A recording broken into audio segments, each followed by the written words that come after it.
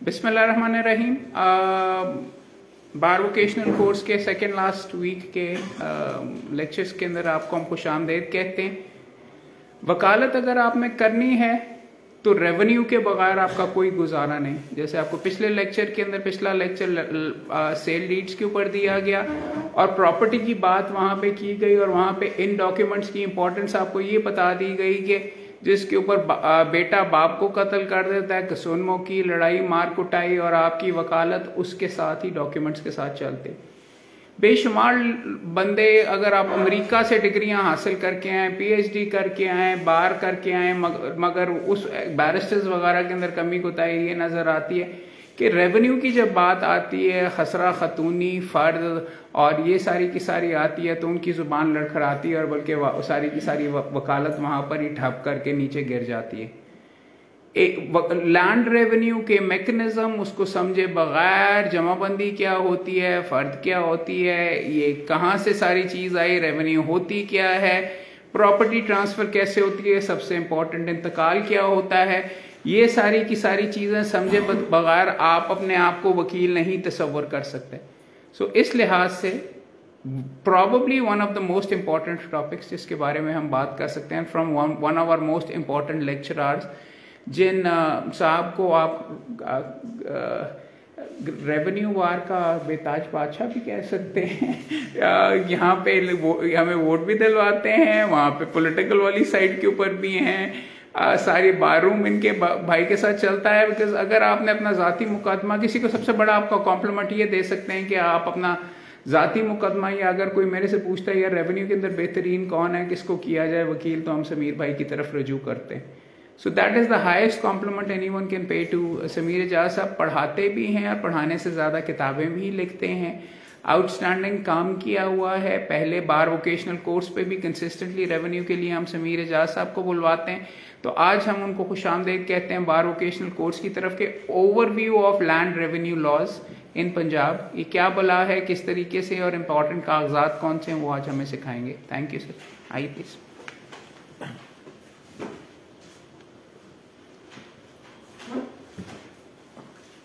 अस्सलाम वालेकुम।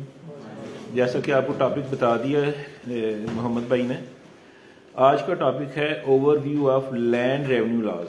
सबसे पहले तो पता हो कि what is land revenue. Land का आपको पता है, रेवेन्यू है मीनिंग का क्या है, टैक्स। लेकिन इट इज़ नॉट स्ट्रिक्टली ये टैक्स, ये है, इसको हम आसान ज़बान में कहेंगे कि it is share of state in the produce of pageant.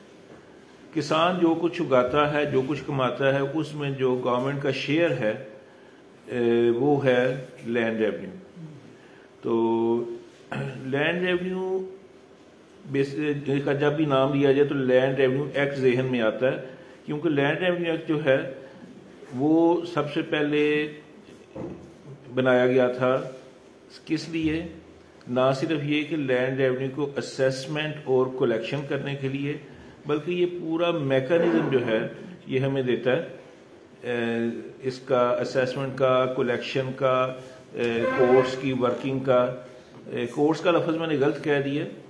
Land revenue act के तहत जब ये डील करते हैं, प्रोसीड करते हैं, तो वो in the capacity of court नहीं करते। There quasi judicial courts in fact these are. Sameer भाई, फीस तो मिलती है ना? तो फीस मिलती है, वहाँ पे रोजी रोटी का जो तमाम दोस्तों को कहते हैं, ये एक ऐसा फोरम है जहाँ पे प्रॉपर्टी के डिस्प्यूट्स वगैरह खास तौर पे करने के लिए आपके लिए बहुत ज़्यादा पोटेंशियल है और इब्तदा के अंदर भी बेशुमार पोटेंशियल है। ये पॉइंट आउट करना sir. In fact these are revenue officers. Section 7 है लैंड रेवेन्यू एक्ट का, उसमें इनकी क्लासेस दी गई हैं, पूरा मैकेनिज्म दिया गया, हम डिस्कस करेंगे। तो रेवेन्यू ऑफिसर और रेवेन्यू कोर्ट, इनमें फ़र्क बड़ा छोटा सा फ़र्क है, क्योंकि वही ऑफिसर्स हैं को रेवेन्यू ऑफिसर के तौर पे प्रोसीड करते हैं, वही जो हैं वो एक्ट करते हैं as revenue court. Revenue officer के तौर पे करते हैं जब वो आमतौर पर लैंड रेवेन्यू एक्ट या कॉलोनाइजेशन एक्ट या इस किस्म के कवानीन के तहत प्रोसीड करते हैं। लेकिन जब वो पंजाब टेनेंसी एक्ट 1887 के तहत प्रोसीड करेंगे, दे proceed in the capacity of a court. اور اسی طرح جیسے سول کوڈ کام کرتی ہے، دعویٰ جواب دعویٰ، اس کے بعد ایویڈنس اور ڈاکومنٹری ایویڈنس اور بحث، اور اس کے بعد باقاعدہ ڈگری جاری کرتے ہیں. تو یہ فرق ہے ان میں. تو ان کے پاس کنٹیمپٹ آف کورٹ کی پاورز ہوتی ہیں، جبکہ ریونیو آفیسر جب یہ پروسیڈ کرتے ہیں ان کے پاس کنٹیمپٹ آف کورٹ کی پاورز بھی نہیں ہے. اچھا، لینڈ ریونیو اتنا امپورٹنٹ کیوں ہے؟ امپورٹنٹ اس لیے کہ ہمارا جو خطہ ہے، ہمارا جو ایریا ہے پنجاب اور سندھ کا، یہ اتنا زرخیز ہے کہ پوری دنیا جو صدیوں سے ہر طرف سے انویڈرز آتے رہے ہیں اور یہاں پہ لوٹ مار مچاتے رہے ہیں.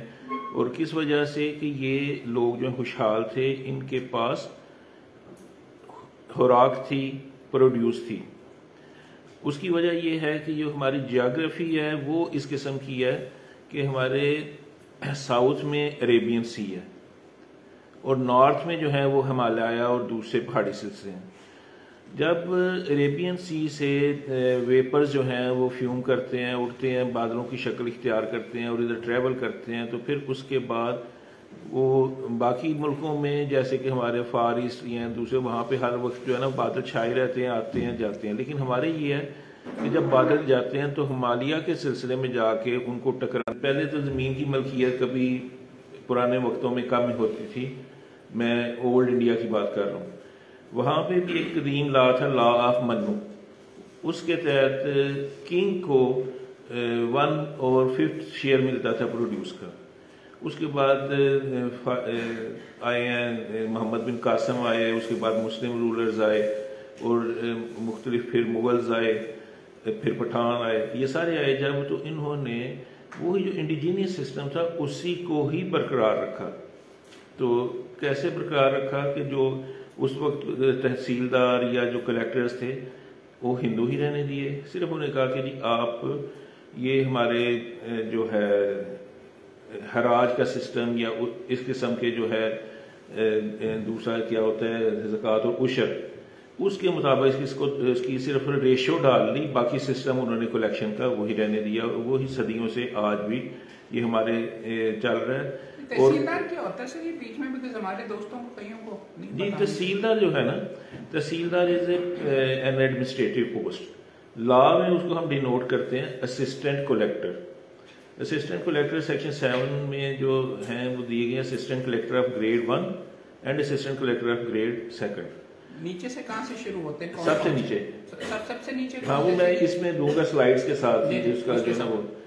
تو جو اسسٹنٹ کلیکٹرز ہیں وہ تحصیلدار اور نائب تحصیلدار ہوتے ہیں گریڈ 1 اور گریڈ 2 کے. تو لینڈ ریونیو کے دوسرے قوانین میں ان کو اسسٹنٹ کلیکٹر کہا جاتا ہے. اچھا، ہم آگے چلتے ہیں.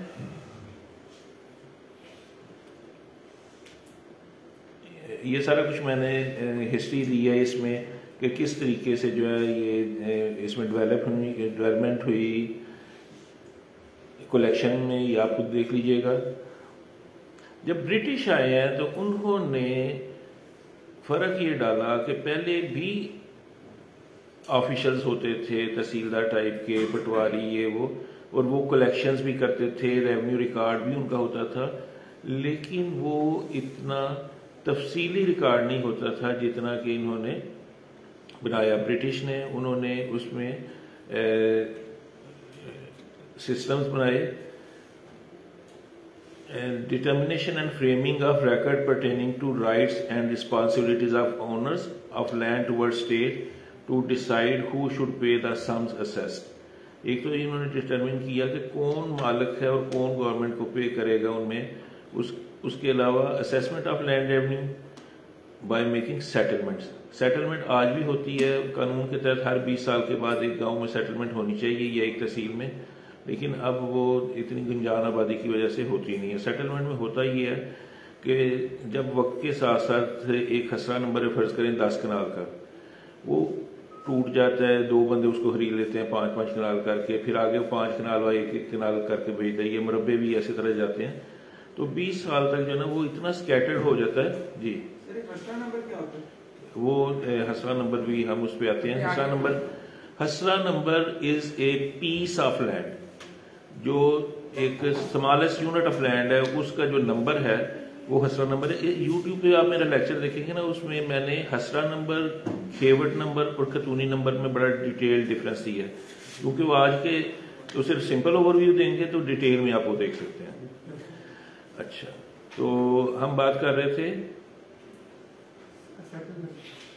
ہاں جی, سیٹلمنٹ جو ہے اور کنسالیڈیشن بھی تقریباً سیم تھنگ ہے کہ جو ولیج میں ہوگا تو کنسالیڈیشن ہوگا, جب تحصیل یا ڈسٹرکٹ میں ہوگا تو وہ سیٹلمنٹ ہوگا. اس میں پرانے تمام حسرہ نمبر جو ہیں ان کے نمبر ختم کر کے, تو جس طرح وہ اسکیٹر ہو کے ڈیوائڈ ہو کے اب نئے لوگوں کو مل گئے ہوتے ہیں, تو اس کے مطابق پھر اسے کہتے ہیں نو توڑ, یعنی نیو مینجمنٹ, نو توڑ کر کے تو ان کو دوبارہ کر دیا جاتا ہے, ایک یونٹس نئے بنا دیے جاتے ہیں, اور اس طرح تمام مالکان کو ایک ایزی اپروچ ہو جاتی ہے. جو ایک شخص نے حسرہ نمبر 2 میں, 10 میں, 20 میں, 30 میں مختلف جگہ پہ اسکیٹرڈ لینڈ خریدی جاتی ہے, اس کو ایک ہی نمبر, ایک ہی کھیوٹ میں اور ایک ہی جگہ پہ یکجا کر کے اس سے فائدہ یہ ہو جاتا ہے کہ وہ کر سکتا ہے اریگیشن ادھر اچھی طریقے سے کر سکتا ہے, اپنے ٹرانسپورٹیشن ایک ہی جگہ پہ کرے گا, اسیس اس کی ایک ہی جگہ پہ ہوگی, لڑائیاں کم ہوگی.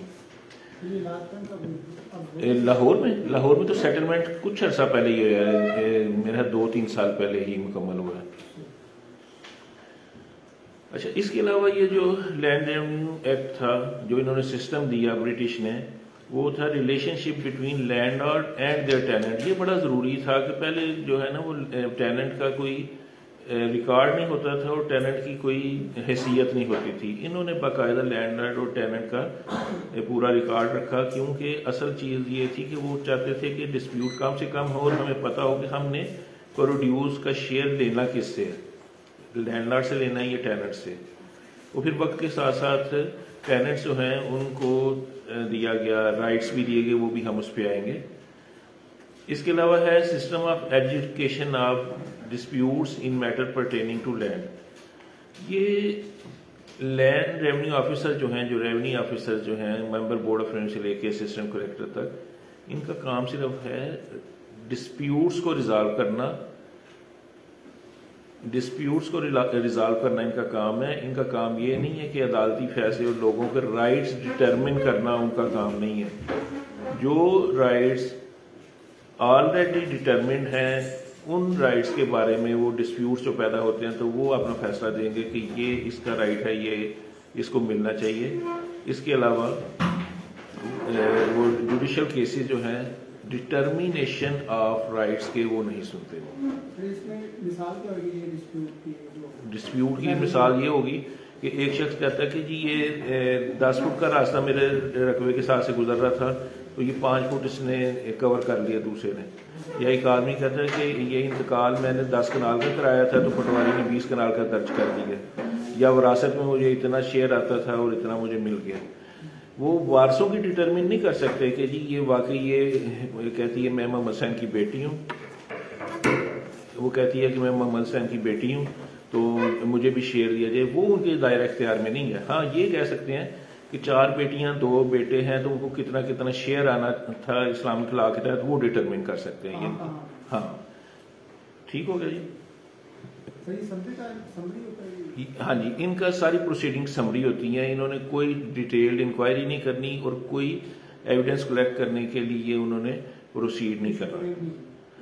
صرف ڈاکومنٹری ایویڈنس پہ انہوں نے کرنا ہے, اورل ایویڈنس یہ نہیں لیتے. سر یہ شہری آبادی وغیرہ میں بھی ریونیو لاز لگتے ہیں کہ یہ صرف ایگریکلچرل کے اندر؟ جی یہ ہوتا تو یہ ہے کہ ایگریکلچر لینڈ کے, کیونکہ سیکشن 3 یا لینڈ ریونیو ایکٹ کا وہ یہ ہمیں بتاتا تھا کہ جو ولیج سائڈ یا ٹاؤن سائڈ جگہ بن چکی ہے وہاں پہ یہ اپلیکیبل نہیں ہوگا.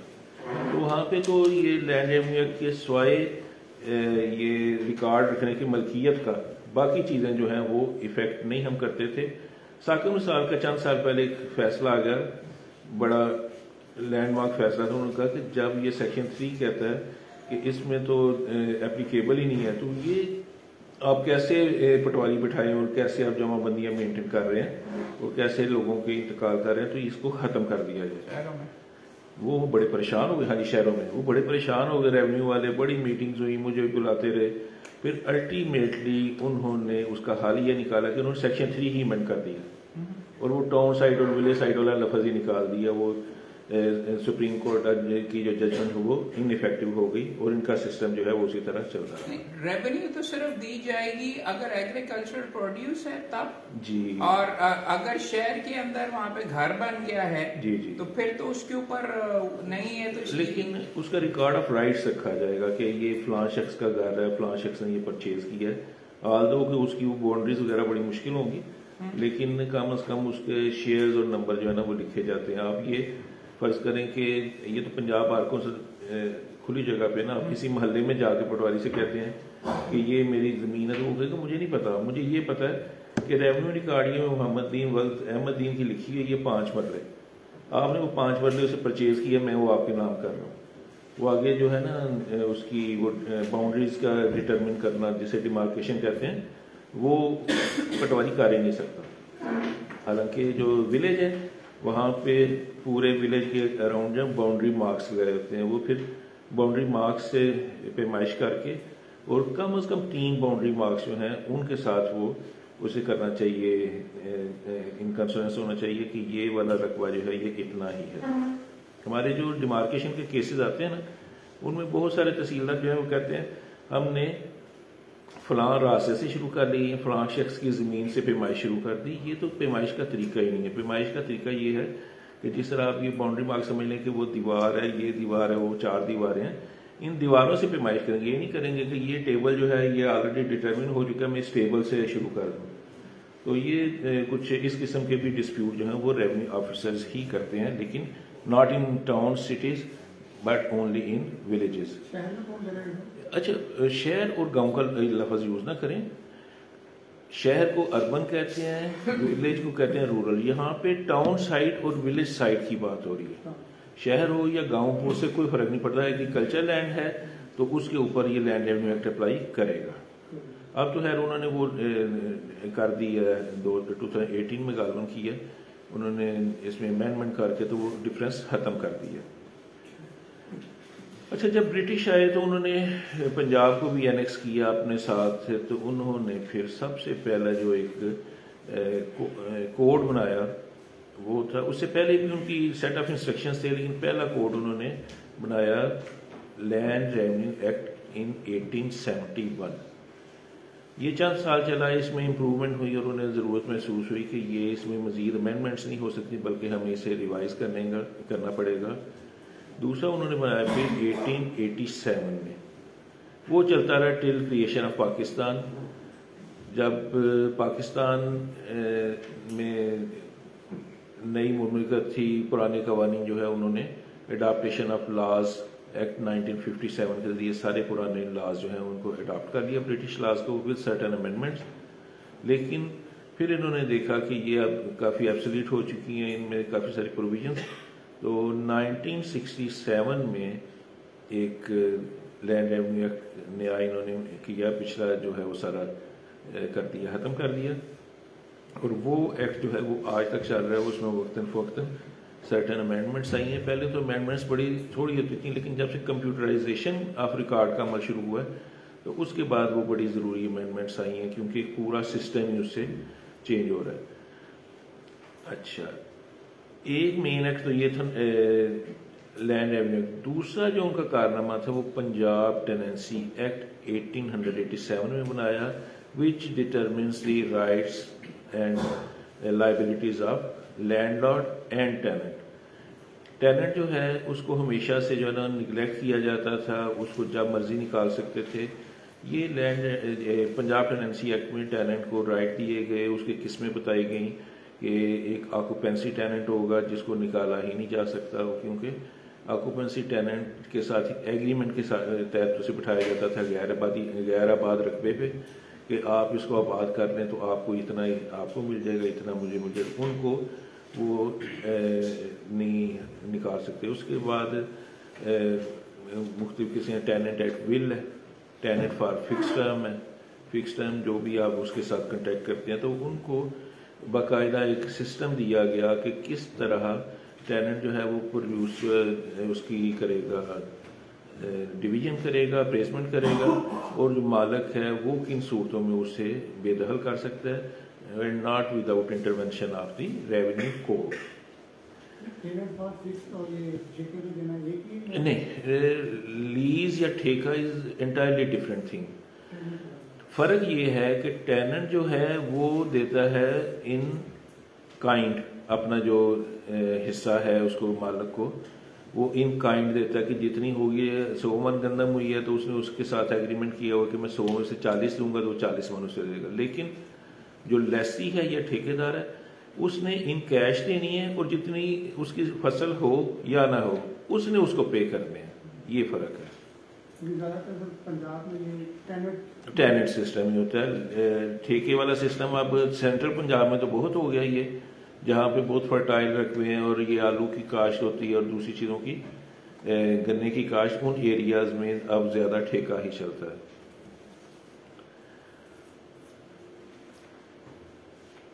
یہ میں نے آپ کو بتا دیا کہ اڈاپٹیشن آف لاز 1957 ایکٹ کے تحت ان کو کر لیا گیا، اب کر لیا. اچھا، پنجاب لینڈ ریونیو ایکٹ کے سیلینٹ فیچرز ہیں: administration of land by dividing the province into divisions, district, sub division, tehsil and sub tehsils, revenue estates یا محال جسے ہم کہتے ہیں، through various classes of revenue. اس کی ڈیٹیل میں ابھی آپ کو سلائیڈ آتی ہے تو دوں گا. اس کے علاوہ system for making assessment through settlement so as to work out the demand of the land revenue. یہ جو اسیسمنٹ والا کام ہے نا، یہ پورا چیپٹر آپ سمجھیں کہ ایبسلیٹ ہو گیا، یہ ختم ہو گیا، اور اس کی ایک وجہ ہے. لینڈ ریونیو میں نے آپ کو اس کی ڈیفینیشن شروع پہ دے دی ہے. It was a kind of tax, اور اس کی موجودگی میں کوئی اور ٹیکس نہیں دیا جاتا تھا. وقت کے ساتھ ساتھ جب ضیاء الحق صاحب کا دورہ ہے 1977 میں، تو انہوں نے آرڈر کیا کہ تمام لاز کو اسلامائز کیا جائے.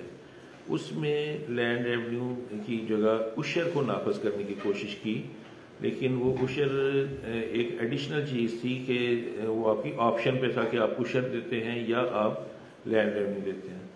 لیکن 1997 میں آ کے گورنمنٹ نے، کہتے تو یہی ہیں کہ جی آئی ایم ایف اور دوسرے لوگوں کے دباؤ پہ ایگریکلچر انکم ٹیکس جو ہے وہ انٹروڈیوس کر دیا. جب ایگریکلچر انکم ٹیکس ان کا پہلے سال بہتر ہوا تو اب مسئلہ عدالتوں میں یہ گیا کہ 2 ٹیکسز نہیں لیے جا سکتے ایک پروڈیوس سے، یعنی آپ لینڈ ریونیو بھی لیں اور ایگریکلچر انکم ٹیکس بھی لیں. تو پھر گورنمنٹ نے یہ ڈیسائیڈ کیا کہ ہم آپشن نہیں دیں گے، بلکہ صرف اور صرف ایگریکلچر انکم ٹیکس جو ہے وہ ریسیو کریں گے. اور ایگریکلچر انکم ٹیکس جب ریسیو کرنا ہے تو پھر لینڈ ریونیو کی ضرورت نہیں ہے. تو abolition of land revenue act 1998 آیا، جس کے تحت لینڈ ریونیو جو ہے وہ ایبالش ہو گیا. اب لینڈ ریونیو جو ہے وہ وصول نہیں کیا جاتا، اور اس لیے اس کا جو اسیسمنٹ کا چیپٹر ہے وہ بھی ریڈنڈنٹ ہو گیا. اب آپ لوگوں کے ذہن میں ایک نیچرل بات آئے گی کہ جب لینڈ ریونیو ختم ہو گیا تو لینڈ ریونیو کی کیا ضرورت رہی ہے. لینڈ ریونیو کی ضرورت یہ ہے کہ یہ جو آپ سلائیڈ میں دیکھ رہے ہیں، یہ صرف لینڈ ریونیو میں صرف لینڈ ریونیو نہیں کلیکشن، بلکہ اس میں سسٹم ہے تمام مالکان، مزارعان اور دیگر حقداران جو ہے رائٹ ہولڈرز ہیں، ان کا ریکارڈ رکھا جاتا ہے.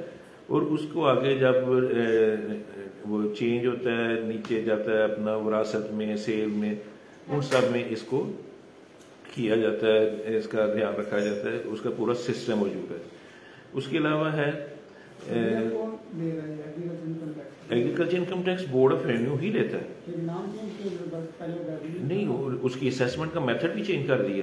پہلے تو لینڈ ریونیو کی اسیسمنٹ جو نا وہ بڑا پیچیدہ طریقہ کا تھا. اب انہوں نے پہلے سلیب سسٹم کیا تھا کہ بنجر پہ اتنا اور نہری زمین پہ اتنا پر ایکڑ اور فلاں فلاں اور اتنے ایکڑ تک ایگزمپٹڈ ہوگا. اب انہوں نے جو ہے وہ پروڈیوس بیس کر دیا کہ جتنی کسی کی پروڈیوس ہوگی پٹواری اسیس کر کے بھیجے گا کہ اس کے 60 مان پر ایکڑ نکلے ہیں اور 10 ایکڑ کے اس کے اتنے پیسے بنتے، اتنا ٹیکس بنتا ہے، اس کو نوٹس بھیج دیں گے. اب وہ انہوں نے دوسرے والا سسٹم کر دیا، مانیٹری سسٹم شروع کر دیا. اگر کوئی زمین رینٹ پہ ہو تو اس کا اونر پے کرے گا، یہ لینڈ ریونیو یا ٹیننٹ؟ لینڈ ریونیو جو ہے وہ تو شیئر آف پروڈیوس ہے. تو اب جو ہے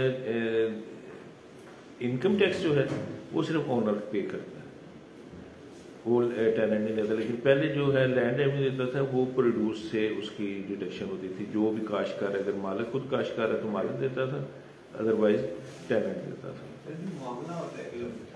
معاملہ اس لینڈ ریونیو, لگان معاملہ سارا کچھ اسی کا ہی لینڈ ریونیو کا مطلب یہ ہے. اور سر وہ فصل کے حساب سے ہوتا ہے, یہاں پہ گنا ہو رہا ہے اس کے حساب سے, گندم کے حساب سے نہیں, وہ اس کی کیش ویلیو نکال دیتا نا پٹواری, کہ اس نے 60 من گندم کے نکلے ہیں اور گندم کا یہ ریٹ ہے, سرکاری ریٹ یہ ہے, اور اس حساب سے اس کی 3 لاکھ کی گندم ہوئی ہے اور اس میں سے اتنے % جو ہے وہ ٹیکس لے لیا جائے گا. وہ بھی آن لائن سسٹم ہو گیا, سب کچھ بل آن لائن. ہاں جی جی. یہ دیکھیں جی, پٹواری جو ہے وہ اسیس کرے گا, اے سی کو رپورٹ کرے گا تحصیلدار کے ذریعے, اے سی جو ہے وہ نوٹس بھیجے گا, اور اگر اس میں کوئی ہوگا تو وہ آگے کلیکٹر کو, ڈسٹرکٹ کلیکٹر کو اس کی ریپرزنٹیشن دے کے اس میں کریکشن کی کوشش کرے گا.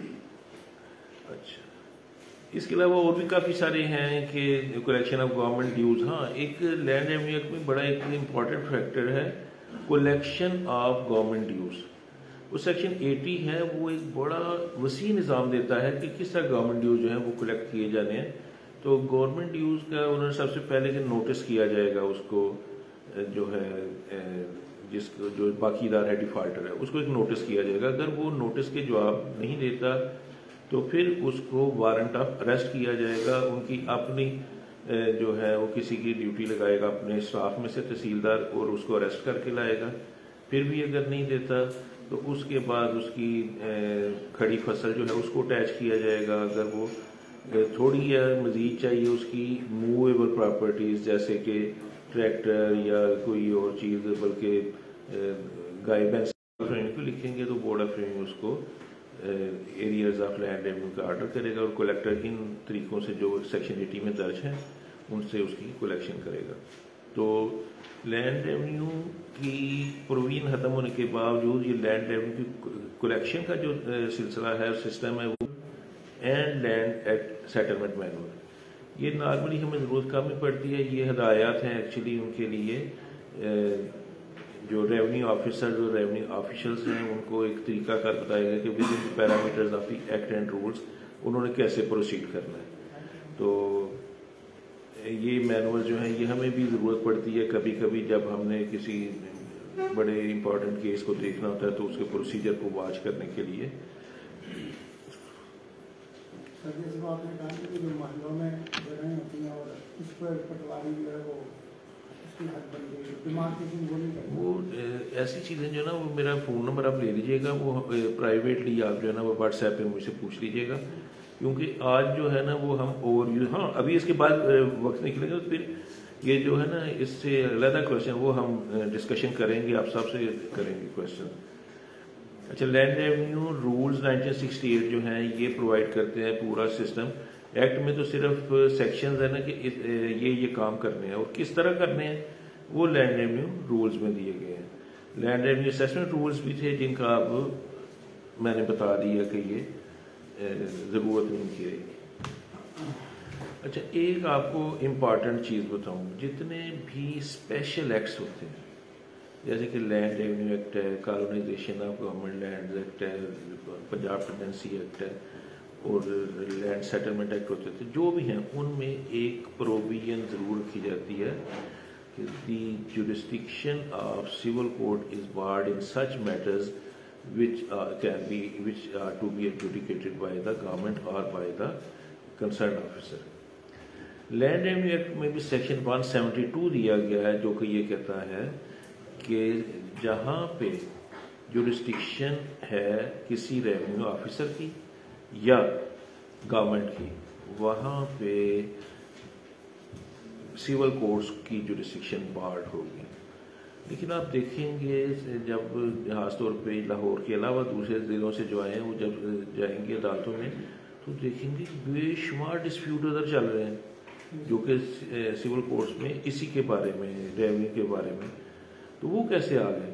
تو اس کے لیے ایک تو ڈسپیوٹس ہوتے ہیں نا ٹائٹل کے، وہ تو سول کورٹ میں ہی جانے ہیں، لیکن جو ان کے ریونیو کے معاملات کے بارے میں ہیں وہ جاتے ہیں to seek declaration that an order passed by the authority has been passed in violation of law and without jurisdiction and without lawful authority. وہ کیسے جا سکتے ہیں کہ ورڈنگ جو ہے نا جو بھی سیکشن ہے جس قانون کے تحت، ہم مثال اسی کی دیتے ہیں 172 لینڈ ریونیو کی، ورڈنگ یہ ہے کہ جہاں پہ جورسڈکشن موجود ہے کسی ریونیو آفیسر یا گورنمنٹ کی، وہاں پہ سول کورٹ جو ہے وہ نہیں جا سکتی. لیکن جب ایک ریونیو آفیسر یعنی کہ فرض کریں کلیکٹر آرڈر کرتا ہے، اس کی اپیل جاتی ہے کمشنر کے پاس، کمشنر کے پاس نگرانی جاتی کے بعد نگرانی جاتی ہے ممبر بورڈ آف ریونیو کے پاس. ممبر بورڈ آف ریونیو کا آرڈر جو ہے وہ فائنل ہے. ممبر بورڈ آف ریونیو کے آرڈر کے بعد کوئی ریمیڈی اویلیبل نہیں ہے in the special enactment that is land revenue.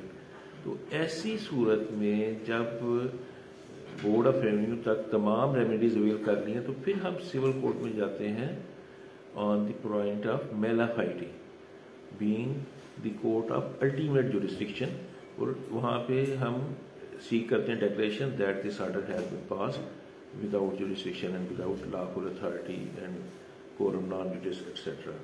تو یہ آپ لوگوں کی انفارمیشن کے لیے اضافہ کر رہا ہوں کہ کل کو آپ نے بھی کیسز کرنے ہیں تو عدالت پوچھے گی جی آپ ہمارے پاس کیسے آ گئے، تو انہیں بتا سکیں گے کہ آپ کی جورسڈکشن ہے. اب ہم آتے ہیں quorum non judice کیا چیز ہوتی ہے سر؟ یہ سر آپ جو ہے without jurisdiction quorum non judice، لیکن آپ مجھ سے بہت بہتر بتا سکتے ہیں یہ چیز. میں دوستوں کے لیے صرف پوچھ رہا تھا کہ یہ سر لیٹسٹ جو کتاب ہے رولز وغیرہ کی، ایک لینڈ ریونیو کی پنجاب بار کاؤنسل کے پاس رولز کے ساتھ چھپی ہوئی یہاں پہ، اور سستی ہی مل جائے گی آپ کو، یہاں پہ دیکھ لیجیے. اچھا quorum non judice بیسیکلی یہ ہوتا ہے کہ اس کورٹ کے پاس کوئی جورسڈکشن نہیں تھی، کسی اور کے پاس تھی، ادھر جانا چاہیے تھا غلط جگہ پہ.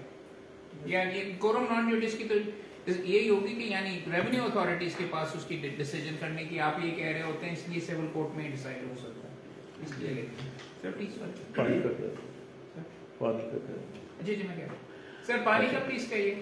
اچھا یہ سارے سسٹم کو ایڈمنسٹر کرنے کے لیے ظاہری بات ہے کہ جی پاورز جو ہیں آگے ڈیوالو کی جائیں گی. ایک بادشاہ سلامت جو ہوتے تھے وہ بھی اپنے وزیروں کی مدد سے چلتے تھے، وزیر جو ہے ان کے پاس بھی پورے محکمے ہوتے تھے جیسے آج کے محکمے ہیں.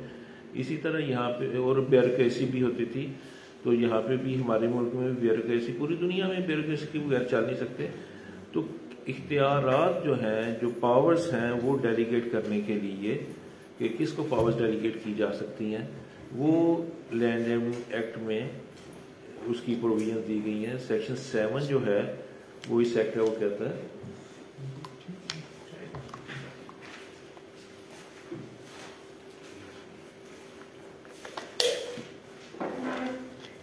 سیکشن 7 یہ بتاتا ہے کہ پروونس آف پنجاب کو ایڈمنسٹریٹولی ڈیوائڈ کیا جائے گا فرسٹلی ان ڈویژنس. اس وقت 9 ڈویژنس ہیں، ایک 10ویں ڈویژن بنی تھی گجرانوالہ وزیر آباد ڈویژن، لیکن وہ وزیر آباد ڈسٹرکٹ تھی یا ڈویژن تھی، پر گجرات ڈویژن، ہاں گجرات ڈویژن بنائی گئی تھی جو کہ وہ سسپینڈیڈ ہے اس کا آپریشن. اس وقت 9 ڈویژنس ہیں. ہر ڈویژن میں 2 یا 2 سے زائد ڈسٹرکٹ ہوتے ہیں، نارملی 3 ڈسٹرکٹ ہوتے ہیں. گجرانوالہ ڈویژن میں 6 ڈسٹرکٹ ہیں. اسی طرح ملتان میں 6 تھے، اس کو کر دیا گیا ہے، اس میں ڈیوائڈ ساہیوال میں سپلٹ کر دیا گیا، اور اب اس میں ملتان میں بھی میرا 3 ہے اور ساہیوال میں 3 ہے. پھر ہر ڈسٹرکٹ کو آگے فردر سب ڈویژنس میں ڈیوائڈ کیا جاتا ہے، اور سب ڈویژن میں آگے تحصیل میں ڈیوائڈ کیا جاتا ہے. تو سب ڈویژن اور تحصیل میں بڑا ایک باریک سا فرق ہے، وہ میں بھی آپ کو بتاتا ہوں کہ کیا فرق ہے. آگے تحصیل جو ہے اس میں جس کو ہم گاؤں کہتے ہیں، اس کو ٹرم جو لینڈ ریونیو میں وہ ہے محال. محال مینز ولیج، لیکن ہر ولیج جو ہے وہ محال نہیں ہے، بلکہ اچھا آپ نے لفظ اکثر ہم پنجابی ہیں سنتے ہیں کہ وہ فلانے محلے کا رہنے والا ہے، وہ محلہ یا محالہ جو ہے وہ محال سے لفظ نکلا ہے. تو محال جو ہے وہ اسمالسٹ یونٹ ہے جس کا ایک ریونیو ریکارڈ مرتب کیا گیا. اٹ کین کنٹین 2 ولیجز اور مور دین 2 ولیجز. جیسے کہ آپ اگر لاہور کے رہنے والے ہیں اور آپ نے اپنی فرد لینی ہے سمن آباد کی, تو سمن آباد میں آپ ڈھونڈیں گے تو آپ کو پٹواری نہیں ملے گا. وہ کہیں گے جی پٹواری کدھر بیٹھتے, وہ کہیں گے موضع اچھرا ہے. محال اور موضع یہ ایک ہی چیز ہے. موضع اچھرا میں آپ چلے جائیں اور یہ جو ہے سمن آباد اٹ از پارٹ آف موضع یا محال اچھرا, تو وہاں سے آپ کو ریکارڈ ملے. تو جو چھوٹے سے چھوٹا یونٹ ہے ایڈمنسٹریٹو جس میں ریکارڈ رکھا جاتا ہے زمین کا, دیٹ از کارڈ محال, موضع, ولیج, گاؤں.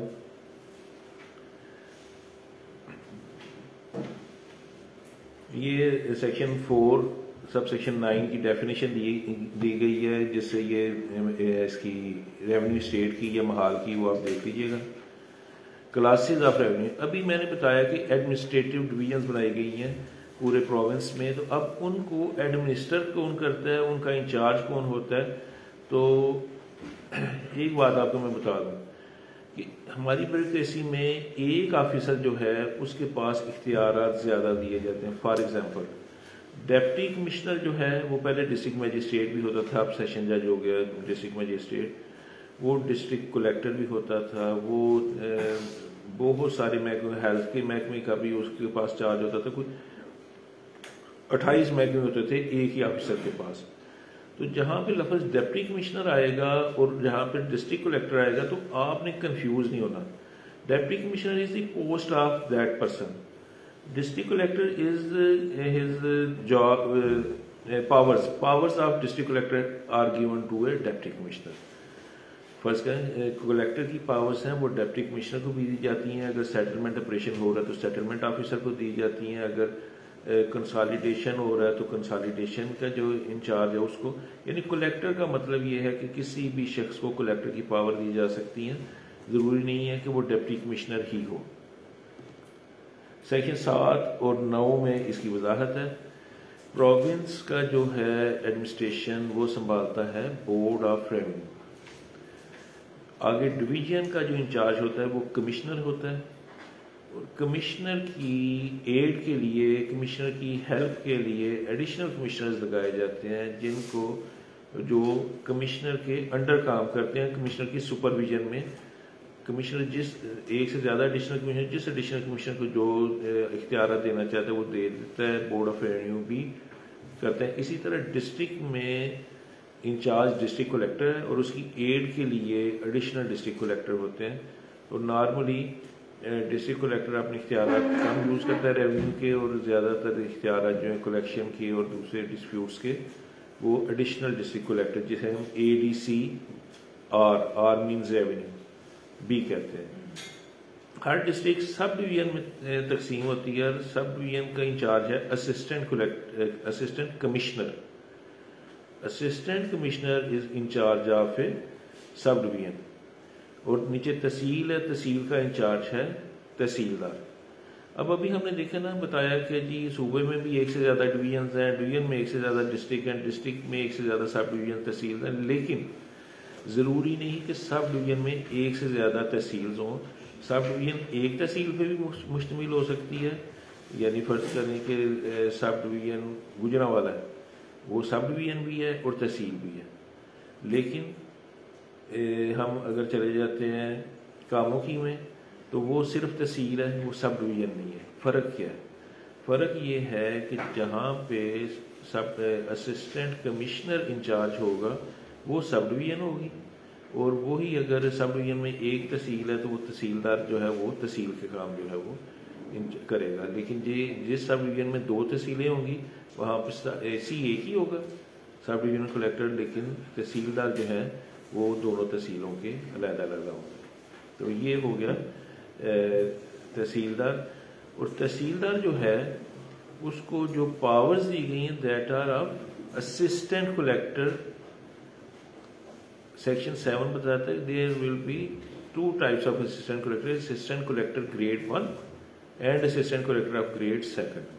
assistant collector of grade 1 جو ہے وہ نارملی تحصیلدار کو دیا جاتا ہے, پاورز اور جو assistant collector of grade second ہے وہ نارملی پاورز دی جاتی ہیں نائب تحصیلدار کو. یہ سب ڈویژن کی کون سی مثال ہے؟ جی کون سے شہر سب ڈویژن؟ سب ڈویژن میں بتاتا ہوں کہ فرض کریں کہ گجرانوالے ہم جائیں گے تو گجرانوالا سب ڈویژن ہے, اے سی ایک بیٹھتا ہے, تو اس کے نیچے تحصیل کاموں کی بھی ہے, تحصیل گجرانوالا بھی ہے, دونوں میں تحصیلدار ہوں گے. تو چونکہ سب ڈویژن جو ہے نا اس کا یہی فرق ہے, کئی اب لاہور کی جتنی سب ڈویژن ہیں وہاں پہ ایک اے سی بھی بیٹھتا ہے, ایک تحصیلدار بھی بیٹھتا ہے, تو ایک ہی تحصیل ہے ایک ایک سب ڈویژن میں. اور کچھ جو چھوٹی تحصیلیں ہیں وہ دو تحصیلوں کو ملا کے ایک سب ڈویژن بنا دی جاتی ہے. سر لیکن کچھ تحصیلوں میں اے سی بھی بیٹھا ہوتا ہے اور کچھ جس جہاں پہ اے سی بیٹھے گا اسے سب ڈویژن کہیں گے for the purpose of land revenue act. ویسے تو آپ لوگ عرف عام میں اسے تحصیل ہی کہتے ہوں گے, لیکن for the purpose of land revenue اور جب کوئی ڈسپیوٹ ہوگا جو ریسٹرکشن ہوگی تو وہ پھر یہی ہوگا, دیکھا جائے گا کہ سب ڈویژن کلیکٹر ہے تو اس کے پاس اپیل تحصیلدار کی جائے گی. تو اگر تحصیلدار ادھر اے سی نہیں ہے تو پھر متعلقہ سب ڈویژن جیسے کاموں کی تحصیلدار کی اپیل اے سی گجرانوالا کے پاس جائے گی. مثال دے رہا ہوں میں, ہو سکتا ہے کاموں کی میں بھی سب ڈویژن ہوگی لیکن میں ایک مثال آپ کو دے رہا ہوں. اس کے علاوہ یہ تو ہوگی ریونیو آفیسرز. جو ڈیفینیشنز ہیں ان میں تذکرہ ہے ولیج آفیسرز کا. ولیج آفیسرز میں آتے ہیں پٹواری, قانون گو اینڈ نمبردار جسے ولیج ہیڈ مین بھی کہتے ہیں. تو یہ سارے ایڈ کرتے ہیں اس سارے سسٹم کو, پروونس کی ایڈمنسٹریشن کو. یہ آپ نوٹ کر لیں, اگر کوئی کویشچن کے بارے میں ہوگا تو ہم لیکچر کے بعد یہ چیز جو ہے ڈسکس کر لیں گے. یہ میں آپ کو پہلے بتا چکا ہوں کہ لینڈ ریونیو کی ڈیفینیشن میں آپ کو بتا چکا ہوں. اس کے بعد 79 میں اشر آیا, ایگریکلچر انکم ٹیکس آ گیا. اچھا, اب جو سب سے امپورٹنٹ چیز ہے لینڈ ریونیو میٹرز میں دیٹ از ریونیو ریکارڈ, جسے ہم ریکارڈ آف رائٹس بھی کہتے ہیں, جمع بندی بھی کہتے ہیں, رجسٹر حقداران زمین بھی کہتے ہیں, اور جو سب سے امپورٹنٹ ڈاکومنٹ ہے وہ ہے ریکارڈ آف رائٹس. سیکشن 39 جو ہے وہ بتاتا ہے کہ record of right shall consist of 3 main documents. ایک تو ہے جس کو ہم انہوں نے لکھا ہے there shall be record of rights, جو انکلوڈ کرے گا the persons who are land owners, یعنی جو لوگ حقدار ہیں کسی بھی صورت میں, تمام حقدار اور جن کی لائبلٹیز ہیں, رائٹس اور لائبلٹیز والے لوگ سب کا اس میں تذکرہ ہوگا. اس کے بعد nature and extent of interest ہوگا, اس کو ہم کہتے ہیں جمع بندی. یہ اس میں آپ لوگ جو ہے نا, ابھی میں آپ کو دکھاؤں گا, اس کو بجائے میں پڑھ کے سناؤں, میں آپ کو جب وہ ادھر آؤں گا تو اس کے اوپر پریکٹیکلی بتا دوں گا. یہ ہے جمع بندی. تصویر اگر آپ کو کلیئر نظر آ رہی ہو تو سب سے اوپر اس کے ٹائٹل ہے رجسٹر حقداران زمین, بریکٹ میں ہے مثل حقیت. اس کے بعد اس کے نیچے جو ہے اس کے مختلف کالمز ہیں. اس کو میرا خیال میں کوشش کرتا ہوں اگر زوم ان ہو جائے, میں اب اس پہ آتا ہوں. جی کچھ تھوڑا سا لیجیبل ہوا یہ؟ اچھا, سب سے اوپر جو ہے نا یہ اس کا جو نقشہ بنا ہوا ہے, یہ جو ٹیبل بنا ہوا ہے, اس کے اوپر لکھا ہے محال. یہاں پہ تو نام لکھا جائے گا کہ وچ ولیج از دس. اس کے بعد ہے طرف یا پتی. طرف یا پتی بتاتی ہے کہ یہاں نمبردار کون ہوگا. یہ ایکچولی محال کو صرف for the purpose of collection اس کو طرف اور پتی میں ڈیوائڈ کیا جاتا ہے. ایک سے زیادہ بھی ہو سکتی ہیں پتیاں جن کا انچارج جو ہے ایک نمبردار ہوتا ہے. اگر 4 پتیاں ہیں تو 4 نمبردار ہوں گے, اور ان میں بتایا جائے گا کہ آپ کے پاس یہ زمین ہے, اس کی آپ نے کلیکشن کمپلیٹ کر کے دینی ہے. اس کے بعد نام ہے تحصیل کا, پھر ضلع, اور اس کے بعد سال آپ دیکھیں گے اوپر پین سے اس نے 2012-13 ڈیش پین سے لکھا ہوا اس کے اوپر. اور اس کے بعد کتاب نمبر اور ورک نمبر.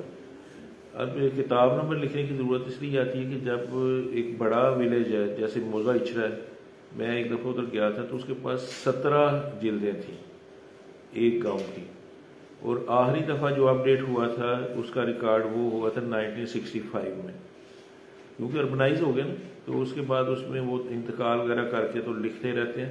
تو یہ میں مثال دے رہا ہوں. اس پہ پھر وہ کس طرح ڈیفائن کریں گے کتاب نمبر 1 کا صفحہ نمبر فلاں پہ اس کا بندے کا لکھا ہوا ہے رائٹس اور اس کی لائبلٹیز اور اس کا ساری ڈیٹیلز لکھی ہیں. نیچے جب آتے ہیں ہم کالمز ہیں تو کالم نمبر 1 ہے کھیوٹ. کھیوٹ مالک. کھیوٹ مالک is account number of a land owner. یہ بڑا ڈیٹیل چیز ہے. اگر آپ لوگوں کو اس میں انٹرسٹ ہو تفصیل جاننے کے لیے تو یوٹیوب پہ میں نے اس کا ایک لیکچر دیا ہے کھیوٹ نمبر، خطونی نمبر اور خسرہ نمبر میں ڈفرینس. دوسرا کالم ہے خطونی نمبر. یہ کرتا ہے denote account number of cultivator. Cultivator مزارع بھی ہو سکتا ہے، لیسی بھی ہو سکتا ہے اور مالک خود بھی ہو سکتا ہے. یہاں پہ اس کا جو ہے اکاؤنٹ بنایا جائے گا کہ کون کلٹیویٹ کر رہا ہے. This is basically meant for 2 purposes. ایک تو یہ کہ قبضہ شو کرنے کے لیے کون اس کا قابض ہے کلٹیویٹر کون، اور دوسرے نمبر پہ جو گورنمنٹ کے ڈیوز پے کرنے ہیں وہ ڈٹرمن کرنے کے لیے کہ کون سا کلٹیویٹر جو ہے. وہ ضروری نہیں کہ صرف لینڈ ریونیو یا ٹیکس دینا ہے، بے شمار ڈیوز دینے ہوتے ہیں. کچھ سیسز ہوتے ہیں، کوئی گاؤں کے کمیوں کے واجبات ہوتے ہیں جسے ہم سیس کہتے ہیں، اور دوسرے کنویں کا جو ہے وہ مشترکہ جو چیزیں ہیں ان کے جو کرایہ دینا ہوتا ہے. انہوں نے وہ سارا کچھ ان کا ایک رواجی قانون ہوتا ہے جسے ہم شرط واجب الارض کہتے ہیں. اس میں ساری ڈیوٹیز ساری لائبلٹیز لکھی ہوتی ہیں. اچھا جی، تیسرے میں ہے نام مالک ما احوال. احوال مطلب اس کی پارٹیکولرز، اس کی ڈیٹیلز. یہاں پہ لینڈ اونر کا نام آئے گا، بلکہ میں آپ کو یہ چیز آپ دیکھ لیں تو یہ آگے جو ہے نا اس کو میں بعد میں آگے ہے اس کی سلائڈ میں آگے آپ کو بتاتا ہوں.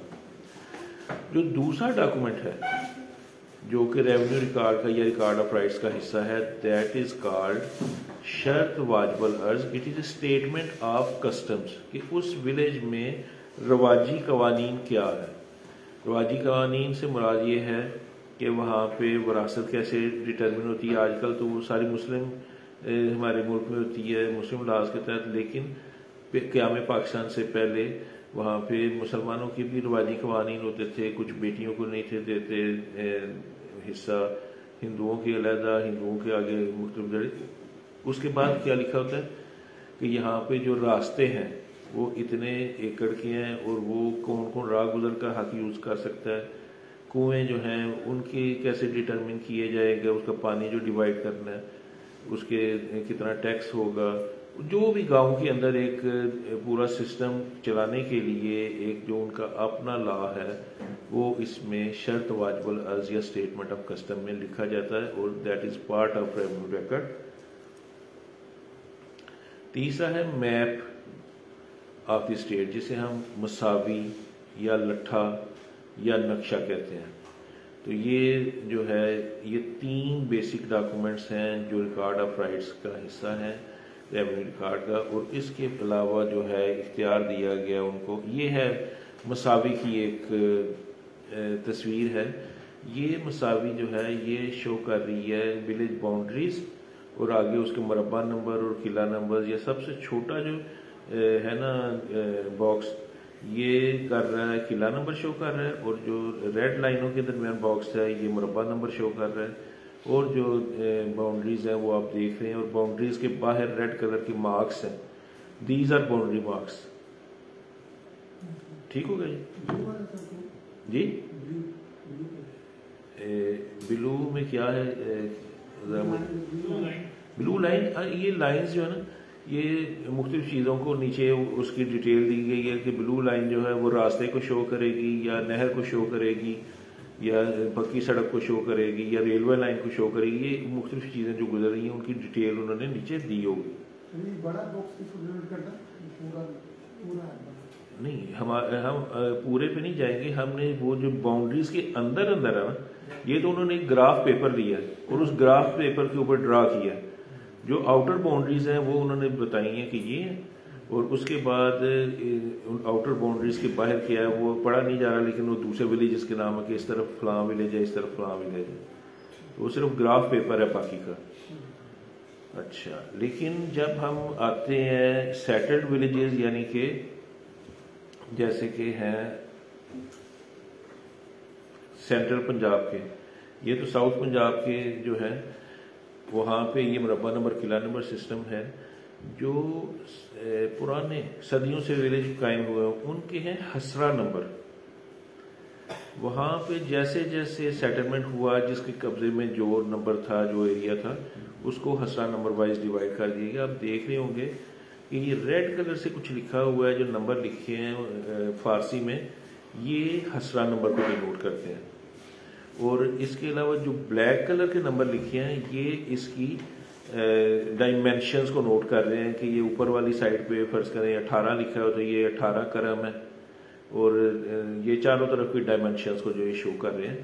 تو یہ میں نے ایک چھوٹا سا اس کا عکس لیا تھا کسی گاؤں کے میپ کا. تو یہ بھی مساوی کا عکس ہے، یہ مساوی کی ایک کاپی ہے. عکس کا مطلب ہوتا ہے کہ تصویر کہہ رہے ہیں، تو یہ اس کی تصویر ہے. صرف آپ لوگوں کو ڈفرینس بتانے کے لیے کہ جو ہمارے ساؤتھ کے علاقے ہیں وہاں پہ بڑا انگریزوں نے چونکہ بنایا تھا اس کو ایک نقشے کے تحت تمام ولیجز آباد کیے، نہری نظام پہلے بنایا، پھر ولیجز جو ہیں ان کے میپ بنائے اور میپس کے مطابق جو ہے وہ الاٹمنٹس کی. تو ابھی تک وہ اسی طرح ہی چلا آ رہا ہے، بڑا اچھا سسٹم ہے. لیکن یہ جو حسرہ نمبر ہے یہ آپ دیکھیں گے اس کی پیمائش کرنا کتنا مشکل کام ہوگا. درمیان میں سڑکیں گزر رہی ہیں، درمیان میں ایک پلاٹ کے اندر دوسرا پلاٹ ہے. تو یہ جو ہے یہ ہمارے جہاں ہم بیٹھے لاہور، گجرانوالہ، یہ جو بھی پٹی پوری آ رہی ہے سیالکوٹ، یہاں پہ یہ والا سسٹم ہے. صرف جو آباد کیے تھے برٹش میں نئے چکوک، ان کو چک کہتے ہیں، وہاں پہ وہ مربع نمبر اور قلعہ نمبر ہے. اچھا، یہ 3 بیسک ڈاکومنٹس کے علاوہ ایکٹ میں ایک پاور دے دی گورنمنٹ کو کہ وہ رولز کے ذریعے جو مزید ڈاکومنٹ شامل کرنا چاہیں وہ شامل کر سکتے ہیں. تو اس میں جو حسرہ گردابی، روزنامچہ واقعاتی اور یہ وہ کافی سارے 20-25 قسم کے ڈاکومنٹس ہیں، وہ ان رولز کے تحت بنائے گئے ہیں. اچھا، تو یہ ورنیکولر ٹرمز بھی میں نے دے دی آپ کی گائیڈنس کے لیے. میرے لیکچر کا مقصد یہ کہ آپ کو پریکٹیکل لائف میں جو ہے یہ چیزیں جو کام آ سکتی ہیں وہ آپ یہاں سے استفادہ حاصل کر سکیں. کہ ایک طرف اور پتی کا میں بتا چکا ہوں کہ یہ صرف for the purpose of collection ہے. طرف اور پتی جو ہے نمبردار کو پتیوں، اس کو ایک ولیج کو، ایک موضع کو، ایک محال کو ڈیوائڈ کیا جائے مختلف پتیوں میں. لیکن وہ پتیاں جو ہیں وہ مالکان کے حقوق پہ کوئی اثر نہیں، وہ صرف یہ ڈینوٹ کرتی ہیں کہ یہ والا ایریا جو ہے اس گاؤں کا وہ فلاں نمبردار کلیکشن کرے گا اور اس ایریے کی کلیکشن فلاں نمبردار کرے گا.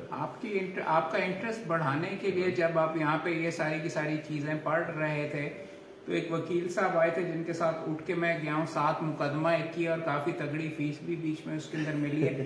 اس میں ایک ایک لفظ جو یہاں پہ استعمال کیا جا رہا ہے وہ ہی ہوا ہے. پارٹیشن کا معاملہ تھا، جورسڈکشن کا معاملہ تھا، سول کوڈ کے اندر مقدمہ کیسے آ گیا. یہ ایک ایک چیز جو بھائی سے بھی ہم بیچ میں سن کے گئے وہ میں نے 7 والے پہ کیا ہے. اور میں پھر یہ بتا رہا ہوں کہ یہ روزی روٹی کا معاملہ ہے. یہ چیزیں اگر آپ سمجھ لیں گے اور اس کے اوپر آپ کریں گے ہر مقدمے میں. آپ یہ دیکھیے جو آپ کو پیچھے وہ میپ وغیرہ دکھا رہے تھے، کتنے ٹکڑے یعنی کتنے کلائنٹس ہیں، ان کے اندر اگر اور بھی بیچ میں پراپرٹیز موجود ہیں تو اس کو اس پوائنٹ آف ویو سے دیکھیں گے کیا مطلب ہے. آپ یہ جو نمبردار اور آپ یہ جو مختلف آفیسرز ہیں یہ اس پوائنٹ آف ویو سے نہ پڑھیں کہ جی لینڈ ریونیو ایکٹ میں لکھا ہوا ہے. یہاں پہ ہر بندے کے سامنے آپ کی ارننگ ہے. آپ کا تو سوال یہ ہونا چاہیے کہ یہ بیٹھتے کدھر ہے، یہ والا کدھر بیٹھتا ہے، کیڑا کاغذ استعمال کرنا ہے، اس کے پاس کب جاتا ہے، کورٹ فیسات لگنی ہے کہ نہیں، اور یہاں پہ کیا جلدی ہو جاتا ہے، ہمیں سول کورٹ جانا چاہیے، کدھر جانا چاہیے. یہ چیزیں ذہن کے اندر آپ کی ابھی ابھرنی چاہیے اور اس کے اوپر دھڑا دھڑ سوالات ہونے چاہیے. بٹ میں پھر یہ آپ کو بتا رہا ہوں کہ تھوڑا سا جا کے اگر اس کو آپ اس طریقے سے پرو ایکٹیولی اگر آپ دیکھیں گے تو اس میں بے شمار کمائی ہے. نہیں دیکھیں گے تو میرے پاس جو سب سے زیادہ کیسز آتے ہیں نا وہ بینگ اسپیشلسٹ وہ نمبرداروں کے آتے ہیں کہ نمبرداروں کو پتا کہ میں ان کے قوانین کو جو ہے نا وہ زیادہ بہتر شاید جانتا ہوں. میں نے کتاب بھی لکھی ہوئی نمبرداری کی، پر اکیلی کتاب ان کی ہے. جی تو وہ نمبردار جو ہیں ان کے ڈسپیوٹ، کیونکہ باقی تو پراپرٹی کے ڈسپیوٹ ہے، یہ ان کے انا کا ڈسپیوٹ ہوتا ہے. کماتے وہ زمین سے ہیں اور خرچتے وہ پھر اپنے لیٹیگیشن پہ ہیں کہ مجھے نمبردار لینڈ لارڈ. یونیک ہوتا ہے. ہاں جی وہ ایسے ہوتا ہے کہ جب نیا ولیج بنتا ہے، نیا ریونیو ریکارڈ بنتا ہے تو تمام مالکان کی الفابیٹک لسٹ بنا لی جاتی ہے. سب سے پہلے الف سے شروع ہونے والے اللہ دین، امجد، پرویز، اس طرح کے نام، پھر بے کدھر فال کر رہا ہے 111 نمبر کھولے گا، اس میں میرے سارے یہ جمع بندی کے جو ہے ریکارڈ وہ آ جائے گا کہ اتنے کنال کا مالک ہوں، اتنے مرلے کا مالک ہوں، اور یہ میری لائبلٹیز ہیں. اور اس کی خانہ کیفیت میں لکھا ہوگا کوئی اسٹے تو نہیں ہے یا کوئی عدالتی ڈگری تو نہیں ہے میرے خلاف. تو یہ سارا کچھ جو ہے اس میں ایک سے زیادہ بندوں کو بھی کیورڈ نمبر کیورڈ نمبر الاٹ ہو گیا. جب پہلی مثل حقیقت بنی تو ایک کیورڈ نمبر الاٹ ہو گیا. فرض کریں امجد پرویز ہے، اس کو 100 کنال اس کا لینڈ ہے، اس کو ایک کیورڈ نمبر مل گیا، کیورڈ نمبر 20 مل گیا. اب اس نے اس میں سے 50 کنال سیل کر دیا، ایک اور مالک آ گیا، اس کے 4 بیٹے تھے، اس کی ڈیتھ ہوئی، 4 بندوں میں 50 کنال جو رہ گیا تھا وہ ڈیوائڈ ہو گیا، وہ 12.5 کنال کے مالک بن گئے. ایک ہی کھیوٹ میں 5 مالک بن گئے یا اس سے زیادہ بن گئے. انہوں نے کیا کرنا ہے، اب پارٹیشن کے لیے سیکشن 135 کے لیے ان کے تحت اپلیکیشن دینی ہے کہ ہمارے کھیوٹ علیحدہ علیحدہ کر دیے، ہمارے ونڈے علیحدہ علیحدہ کر دیے جائیں. تو وہ سارے پروسیجر کے بعد تحصیلدار جو ہے ان کے 5 علیحدہ علیحدہ ونڈے بناتا ہے. جو انتقال ہوگا اس میں خانہ ملکیت میں جو کھیوٹ نمبر لکھا ہوگا وہ لکھا ہوگا 20، لیکن جو آگے ٹرانسفر جس کو ہو رہا ہے ان کے کھیوٹ نمبر لکھے ہوں گے 20، 21، 22، 23، 24. جب نئی جمع بندی بنے گی تو جو 21 نمبر والا ہوگا کھیوٹ دار، اس کا کھیوٹ نمبر چینج ہو کے تو 25 پہ چلا جائے گا، کیونکہ 20 نمبر سپلٹ ہو گئے 4 کھیورڈس میں. تو بیسک ڈفرینس ان کے درمیان یہ ہے، کھیورڈ نمبر اینڈ خاتونی number these can vary, these can change, but حسرہ number is a constant number. یہ کبھی نہیں تبدیل ہوتا انلیس سیٹلمنٹ آپریشن ہو، کنسالیڈیشن آپریشن ہو. یہ ایک نمبر ہے. اگر کوئی بندہ کہے نا میں پہلے حسرہ نمبر 40 کا مالک تھا، بعد میں 45 کا بن گیا، تو آپ نے فوراً آپ کا کویشچن ہونا چاہیے کہ وہاں پہ اشتمال ہوا تھا یا کیا ہوا تھا. تو وہ آپ سے مثل حقیقت کی کاپی منگائیں گے. مثل حقیقت کی میں آپ کو ابھی بتاتا ہوں، یہ تھوڑا سا کر کے نا، یہ آپ اگر میں بھول گیا تو آپ ضرور پوچھیے گا ڈفرینس بٹوین مثل حقیقت اینڈ مثل میادی، یعنی ریونیو ریکارڈ اور پیریاڈیکل ریکارڈ. سر میں جو آپ کو سمجھ رہا ہوں کہ کھیوٹ نمبر ہے یہ کسی زمین کا یونٹ کا نمبر نہیں ہے. کھیوٹ number is not number of unit, حسرہ number is unit of land. یہ مالک کا یہ مالک کا اکاؤنٹ نمبر جو میں نے آپ کو پوری ڈیٹیل دی، لیکن اس کی تفصیل میں نے آپ کو بتایا کہ میں نے اسی لیے یہ اتنا کمپلیکیٹڈ کویشچن ہے. میرے اسٹوڈنٹس بھی جو ہیں وہ ہوتے ہیں، تو میں نے پھر ایک دن وہ کچھ میں نے ریونیو سیریز ایک کی ہوئی ہے لیکچرز کی، اس میں نے یہ بھی دیا ہوا ہے. پارٹیشن کے اوپر 4 لیکچرز ہیں میرے سیریز میں. تو ایک اور میں نے ابھی تیار کیا ہے، وہ بھی 1-2 دن میں اپلوڈ ہو جائے گا. وہ انتقال پہ ہے، کیونکہ دوست فون کر کے نا اسٹوڈنٹ خاص طور پہ پوچھتے ہیں نا، تو میں نے کہا یار یہ جو زیادہ کوئریز آتے ہیں اس پہ ایک لیکچر ہی دے دیا جائے. تو آپ اگر وقت ملے آپ کو کبھی، Sameer Ejaz, land revenue laws by Sameer Ejaz. دیکھیں جی اس میں میری آواز آ رہی ہے آپ کو؟ ڈفرینس بٹوین مربع نمبر قلعہ نمبر میں نے آپ کو بتایا ہے، تھوڑا بریف بتایا. جو ہمارے ہیں ساؤتھ کے علاقے جہاں پہ نئے ولیجز انہوں نے بنائے تھے، نہری نظام بنایا، اور اس کے بعد کنال اریگیشن دینے کے لیے انہوں نے جو ویسٹ لینڈز تھے ان کو باقاعدہ پلاننگ کے تحت ولیجز بنائے جن کو ہم چک کہتے ہیں. ان چکس کو انہوں نے بڑے اچھے طریقے سے مربع نمبر اور قلعہ نمبر بنا کے تو بڑے سموتھ طریقے سے انہوں نے بنایا. تو وہاں پہ حسرہ نمبر اگر ڈینوٹ کرنا ہوگا تو ہم کہیں گے، پوچھیں گے نا آپ کا حسرہ نمبر کیا ہے، تو آپ کہیں گے میرا حسرہ نمبر ہے مربع نمبر 20 قلعہ نمبر 24. لیکن یہ جو آٹومیٹکلی ڈیولپ ہوئے علاقے جو صدیوں میں، وہاں پہ یہ پاسبل نہیں تھا کیونکہ کسی نے ان کو پلاننگ کے تحت بنایا نہیں ہے. تو وہاں پہ جو بھی کسی کا پیس تھا، تو اگر ایک پیس آف لینڈ جو ہے وہ 10 لوگوں میں ڈیوائڈ ہو گیا تو اگلی سیٹلمنٹ میں اس کو 10 خسرہ نمبر علیحدہ علیحدہ دے دیے گئے اور ان کی شیپس بھی ڈفرینٹ کر دی گئی. یہ وہ تو یہ میں آپ کو عرض کروں کہ یہ ڈفرینس ہے. مربع نمبر قلعہ نمبر از آلسو خسرہ نمبر، لیکن وہ ان کو خسرہ نمبر ہم کہتے نہیں ہیں، صرف پہچان کرنی ہے نا زمین کی کون سی زمین ہے. اچھا، کالم نمبر 2 جو جمع بندی کا ہے یا ریونیو ریکارڈ کا، وہ ہے خطونی کاشتکار نمبر. یہ میں نے آپ کو بتا دیا کہ کاشتکار چاہے مزارع ہو، چاہے لیسی ہو، یا چاہے مالک خود ہو، اس کا ایک اسی طرح ریکارڈ علیحدہ رکھنے کے لیے خطونی نمبر دیا جائے گا. آپ کی اجازت کے ساتھ اس کے اوپر مکمل طور پہ ایک علیحدہ لیکچر ہے آپ کے ہاتھ میں، یہ ڈاکیومنٹس پکڑا کے یہ آپ کو فردر ابھی آپ جنرلی اس کو سمجھنے کی کوشش کریں. اگلا لیکچر جو ہے اس کے اوپر ہوگا ریونیو ریکارڈ پہ. جی جی میں اس کو پھر تھوڑا سا مختصر کر دیتا ہوں. نوناری صاحب نے تو ماشاءاللہ وہ تحصیلدار سے سٹارٹ کیا تھا انہوں نے، اور بڑے اچھے ریونیو آفیسر رہے ہیں. پھر انہوں نے چھوڑ کے تو اب شروع کر دی، یہ پریکٹس شروع کر دی ہے. تو وہ تو چونکہ پریکٹیکلی رہے ہیں تو وہ تو آپ کو بڑا اچھی طرح گائیڈ کریں گے. کالم نمبر 3 ہے name of honour with description. یہ میں نے پھر اس پہ میں ذرا محدود کر دیتا ہوں اپنا وقت، کیونکہ یہ تو آپ کو وہ بھی بتائیں گے. اور میں نے جو اردو ٹرمز لکھی ہیں جمع بندی کے اوپر رجسٹر حقدار زمین پہ، وہ جو ٹرمز ہیں ان کو میں نے انگلش ورنیکولر سے انگلش کر کے آپ کو پیش کر دیا. مثل حقیقت اور مثل میادی میں ڈفرینس کیا ہے؟ جب کوئی نیا ولیج بنے گا یا سیٹلمنٹ آپریشن ہوگا، کنسالیڈیشن آپریشن ہوگا اور پہلا ریونیو ریکارڈ بنے گا، تو وہاں پہ جو حقداران کا ریکارڈ جو بنے گا، ریکارڈ آف رائٹس، اس کو بریکٹ میں لکھا جائے گا مثل حقیقت.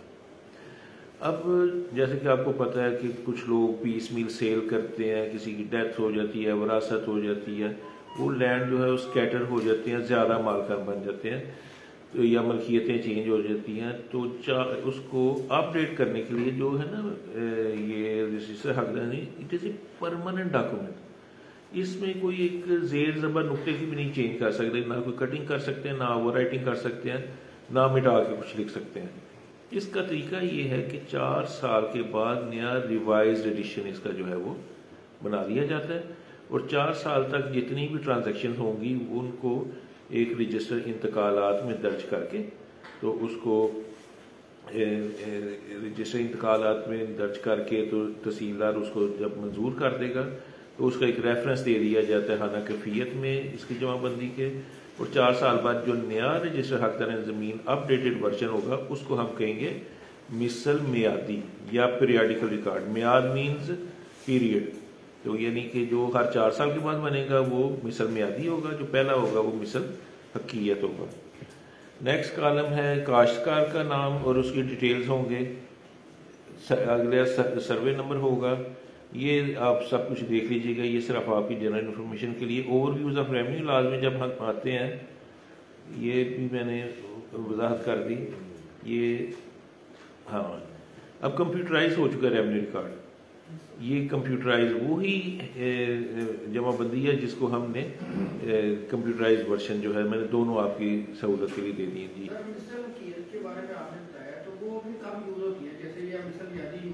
نہیں، مثل حقیقت پہلی دفعہ آ گئی. اب 4 سال کے دوران لوگوں نے سیل بھی کی، کچھ مرے بھی، کچھ وراثتیں ہوئی، سارا کچھ مالکان نئے آ گئے. تو 4 سال کے بعد اسی کا اپ ڈیٹڈ ورژن آئے گا، لیکن پرانے مالکان کو نکال کے نئے مالکان کے نام درج کر دیے جائے. وہ انتقال رجسٹر میں ہوگا. جو بھی انتقال ہوگا اس کے اوپر ایک مشین نمبر ہوتا ہے اور اس کا اپنا انتقال نمبر ہوتا ہے. تو جب انتقال تحصیلدار منظور کر دیتا ہے تو انتقال نمبر کو لکھ دیا جاتا ہے وہاں پہ پرانا جو چل رہی کچھ بھی نہیں کریں گے. خانہ کیفیت میں لکھ دیں گے کہ انتقال نمبر 484 بے یعنی سیل ہو چکا ہے. اگر کوئی بندہ اس کی ملکیت چیک کرنے آئے گا تو اسے کہیں گے جی یہ ہے تو محمد دین کے نام پہ، لیکن یہ آگے اس نے کچھ انتقال اس میں چل رہا ہے، وہ میں آپ کو دے کے بتا دوں کہ اس میں سے اتنا ایریا اس نے سیل کر دیا ہے، وہ اس کا ریفرنس آئے گا. جب नया रजिस्टर बनाने का टाइम आएगा, वो फिर इंतकालात को देख देख के उसको अपडेट करते जाएंगे। जो एज इट इज़ आ रहे हैं वो एंट्रीज एज इट इज़ होंगी, जो चेंज होगी हैं वो पुराने मालकान के नाम ख़त्म करके नए मालकान के नाम। प्रैक्टिकली 4 साल बाद नहीं करते। अच्छा, ये आपको नोनारी साहब बताएंगे, अब क्योंकि टाइम थोड़ा अभी बता रहे एक और लेक्चर है। हाँ,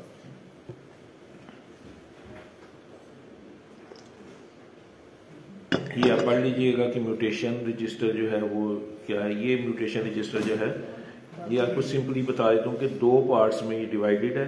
कॉलम नंबर 1 तक 6 वो एग्जिस्टिंग रेवेन्यू रिकॉर्ड जो है जमाबंदी है उसकी एंट्रीज इसमें आएंगी, और जिस बंदे के नाम पर ट्रांसफर हो गया उसके पार्टिकुलर जो है वो आगे कॉलम नंबर 7 से लेके तो 11 तक आएंगे, और फिर आगे उसकी डिटेल आएगी कि फीस क्या है। ये 4 साल बाद वाला नहीं, ये है रजिस्टर इंतकालात, रजिस्टर दाखिल हारिज जिसे कहते हैं, दाखिल हारिज।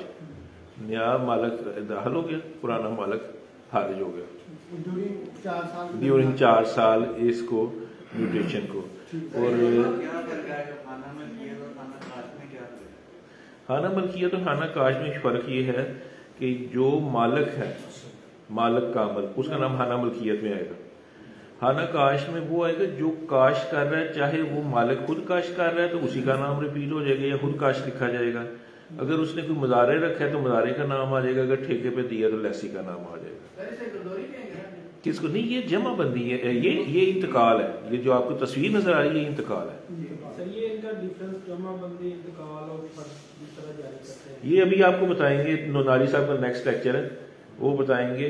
तो मैं अभी टाइम थोड़ा है तो मैं अब फोकस करता हूँ अपने जो है ना थोड़े से आपको ओवरव्यूज ऑफ रेवेन्यू लॉज जो 10-15 मिनट है उसमें मैं आपको दे दूँ। ये गिरदावरी, कंप्यूटराइज गिरदावरी है, उसका अक्स है, उसकी तस्वीर है आपकी इंफॉर्मेशन के लिए। ये वो डॉक्यूमेंट्स हैं जो मैंने बताया था कि सेक्शन 39D के तहत उन्होंने कहा था कि गवर्नमेंट जो है वो रूल्स के तहत बना सकती है। तो ये सारे डॉक्यूमेंट्स यानी रजिस्टर जो है वो पटवारी के पास होते हैं। ये देख लें ये कितने 8, 11, 13 और उसके अलावा भी जो है मुख्तलिफ डॉक्यूमेंट्स हैं। पटवारी बैठता कहाँ पे सर? पटवारी बैठता है पटवार खाने में। कहाँ पे वो, कहाँ पे? पटवार जी, पटवार खाना जो है वो अमूमन जो है लॉ के तहत वो उस विलेज में होता है जहाँ पे ये मतलब जिस महाल का जो है लैंड वहाँ पे वाक़ होता है। जैसे कि इछरा में एक पटवारी बैठता है और समनाबाद भी उसके अंदर आता है। मजांग का जो पटवारी है, शीश महल मौजा भी उसके अंदर आता है, विलेज शीश महल। इस तरह जो है पटवारी उन्होंने उधर बैठना होता है पटवार खाने में। पटवार खाने के लिए जो है ना नॉर्मली वो ज़मीनें तो उन्हें मिलती नहीं, किराए पे जगह लेके तो आज जाते हैं पटवार खाना। मैं उधर शेराकोट के पटवार खाने में गया तो आज गया तो बंद रोड पे था, कल गया तो वो आगे सदवाजार में वो शिफ्ट हो गया था। वो जहाँ पे उन्हें जगह किराए पे मिलती है वहाँ पे चले जाते हैं। तो ये था हमारा बेसिकली लैंड रेवेन्यू का ओवरव्यू। अब लैंड रेवेन्यू, अब अगर आपसे पूछा जाए कि लैंड रेवेन्यू लॉज जो हैं वो मेरा ख्याल स्लाइड्स मैंने उसकी भेजी नहीं है। लैंड रेवेन्यू लॉज जो है वो सिर्फ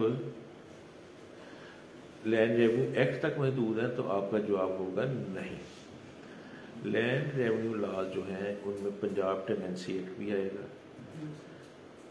colonisation of government lands act भी आएगा, लैंड रिफॉर्म्स ही आएंगे, सेटलमेंट लॉज भी आएंगे। तो ये सारे जो हैं ये लॉज जो हैं इसको डील करते हैं लैंड रेवेन्यू को। तो अभी जो पैरेलल चल रहा है वो पंजाब लैंड रेवेन्यू अथॉरिटी, वो लैंड रिकॉर्ड अथॉरिटी बन गई, पटवारी की पैरेलल चल रहा है। तो वो अब वो सारा निजाम जो कंप्यूटराइज हो गया, अभी भी पटवार नहीं, अभी भी पटवार खाने 2 काम है उनके। एक तो जहाँ पे अभी कंप्यूटराइज नहीं हुआ वहाँ पे पटवारी के पास ही है। दूसरे नंबर पे पटवारी ने सिर्फ जमाबंदी नहीं बनानी, उसने गिरदावरी भी बनानी है, उसने सारे वाक़यात रिपोर्ट करने हैं रोज़नामचा वाक़याती में। उसके पास ये मैंने बताया कि कोई 20-25 किस्म के डॉक्यूमेंट्स उसकी तहवील में, बाकी ड्यूटीज उसने करनी है। सिर्फ उससे एक काम वापस ये है कि लोगों के हकूक़ जो है उनमें वो नहीं कर सकता। लोगों के हकूक़ में इंतकाल नहीं कर सकता, उनके रिकॉर्ड को चेंज नहीं कर सकता, ये उससे इख्तियारात ले लिए गए हैं। अब तो खसरा गिरदावरी भी जो है वो हो रही है, इसको कंप्यूटराइज किया जा रहा है। तो ये आपने बंद कर दी? अच्छा, बंद हो गए? नहीं चल। तो मेरा ख्याल है म्यूटेशन ऑफ राइट्स है, ये पटवारी के पास होगा रजिस्ट्री वाला। हाँ जी, ये सारे रजिस्टर पटवारी की तरह, ऑफ राइट भी पटवारी के पास होगा। रिकॉर्ड ऑफ राइट्स, मैप, वो जो है शर्त वाजिबल अर्ज, ये सारा कुछ। अब मेरा कोई क्वेश्चन आंसर जो है वो अगर 5-10 मिनट है हमारे पास। जी सर, एक चीज पूछनी थी कि ये जो लैंड की तो फंड वगैरह भी दिलाती है, तो ये जैसे प्लाजे हैं, प्लाजे में कोई ऑफिस है, उसकी अगर हमने हमारे पास कोई क्लाइंट आता है, वो कहता है कि मैं ये चीज़ खरीदनी है, इसकी कैसे वेरिफिकेशन करवाएंगे हमसे, क्या क्या आप बताएंगे, और उसकी फिर रजिस्ट्री कैसे होगी, थोड़ा इसके बारे में। ये रजिस्ट्री में जो चीज़ यूज़ होती है ना, वो होता है इंतकाल।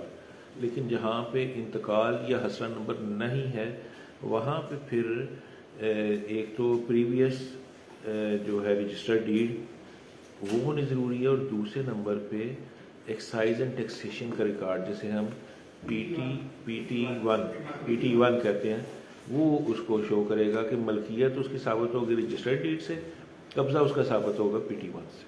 सर, ये सुप्रीम कोर्ट और ये हाई कोर्ट बार बार ये क्या कहती रहती है कि ये इंतकाल is not a title document और ये रेवेन्यू रिकॉर्ड की कोई वक़्त ही नहीं है। सेक्शन 53 लैंड रेवेन्यू ये कहता है कि जमाबंदी रजिस्टर हकदार ज़मीन, it has presumption of truth. एक चीज़ जो जमाबंदी में रजिस्टर हकदार ज़मीन दर्ज हो गई, दैट इज़ फाइनल, उसको कोई तब्दील नहीं कर सकता unless with the order of decree of the court. तो वो उसको प्रिजम्पशन ऑफ ट्रूथ है, वो किसी भी अदालत में आप पेश कर देंगे कि जमाबंदी में मैं मालिक हूँ, अदालत उसमें मजीद इंक्वायरी करेगी ही नहीं, उसी को प्रिजम्पशन ऑफ ट्रूथ है। लेकिन बाकी डॉक्यूमेंट्स हैं, हसरा गिरदावरी, रजिस्टर इंतकाल और ये वो, this have been prepared in official capacity bye an government official, इनको कानूनी शहादत के तहत एविडेंस वैल्यू है, लेकिन these carry no presumption of truth, सिर्फ एविडेंस वैल्यू है इनकी, ये नहीं है कि ये बिल्कुल ही इनको काउंट नहीं किया जाता। नहीं, लेकिन मैं ये डिबेटेबल है। सवाल सिर्फ ये बीच में आ रहा है कि बेशुमार केसेस में आपने औरतों को डिप्राइव करने के लिए, फॉर एग्जांपल सुप्रीम कोर्ट में इनहेरिटेंस के मामलात हैं, सारे के सारे भाई के फेवर के अंदर गिफ्ट हो गई, माँ ने अपनी जिंदगी के अंदर कर दिया या उन्होंने वहां पर रिकॉर्ड के अंदर दिखा दिया।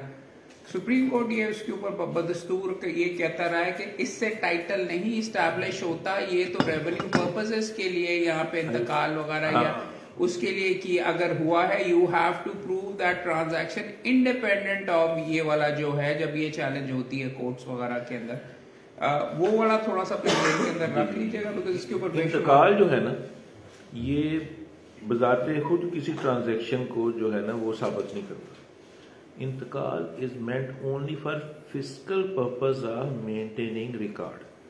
इंतकाल ने सिर्फ रिकॉर्ड, मैंने आज्ञा ये मैंने खरीद लिया, उसने बेच दिया, उसने पटवारी इंतकाल दर्ज करके तो वो सारा कुछ कर दिया, that is an appealable order. उसके अलावा अपील हो सकती है, रिवीजन हो सकती है, और उसकी प्रिजम्पशन ऑफ ट्रूथ नहीं है उसको। बट ये सर, ये थोड़ा सा गाइड कर दीजिए, बिकॉज काफी होता है कि खासतौर पर देही इलाकों के अंदर कोई सेल डीड वगैरह नहीं होती, वो जाते हैं, पेश होते हैं, इंतकाल करवा लेते हैं और कहते हैं कि जी हम मालिक बन गए। इंतकाल is not a title document but it reflects a transaction. Transaction को साबित कैसे करना है वो फिर सिविल कोर्ट में जाके या अपील में हम साबित करते हैं। अगर तो प्रोसीजरल हामी है इंतकाल में तो उसकी अपील जाएगी नेक्स्ट हाई अथॉरिटी के पास, एसी के पास। अगर वहाँ पे कोई मसला है कि ये इंतकाल गलत हुआ है या फ्रॉड हुआ है या बाकी काम हुआ, फिर सिविल कोर्ट जाके अपना टाइटल प्रूव करना पड़ेगा। सेल डीड तो अब उसके बगैर रजिस्ट्रेशन एक्ट के तहत रजिस्टर्ड सेल डीड के बगैर हो ही नहीं सकती। रजिस्ट्रेशन एक्ट जो है वो एप्लीकेबल सिर्फ अर्बन एरियाज में, म्यूनिसिपल लिमिट्स में। देहाती इलाकों में आज भी जो है ये अलाउड है, पुराना सिस्टम जो है ज़बानी को पॉइंट आउट करवाना चाह रहा था कि वहां पे आपको सेल डीड की रिक्वायरमेंट नहीं है, लेकिन लाहौर के अंदर फॉर एग्जांपल यहाँ पे अगर आप उठा के ले आते हैं, अब जो शहरी इलाके हो गए हैं तो वहाँ पे तो मेरे ख्याल में रजिस्टर्ड सेल डीड के ही जरिए होगा।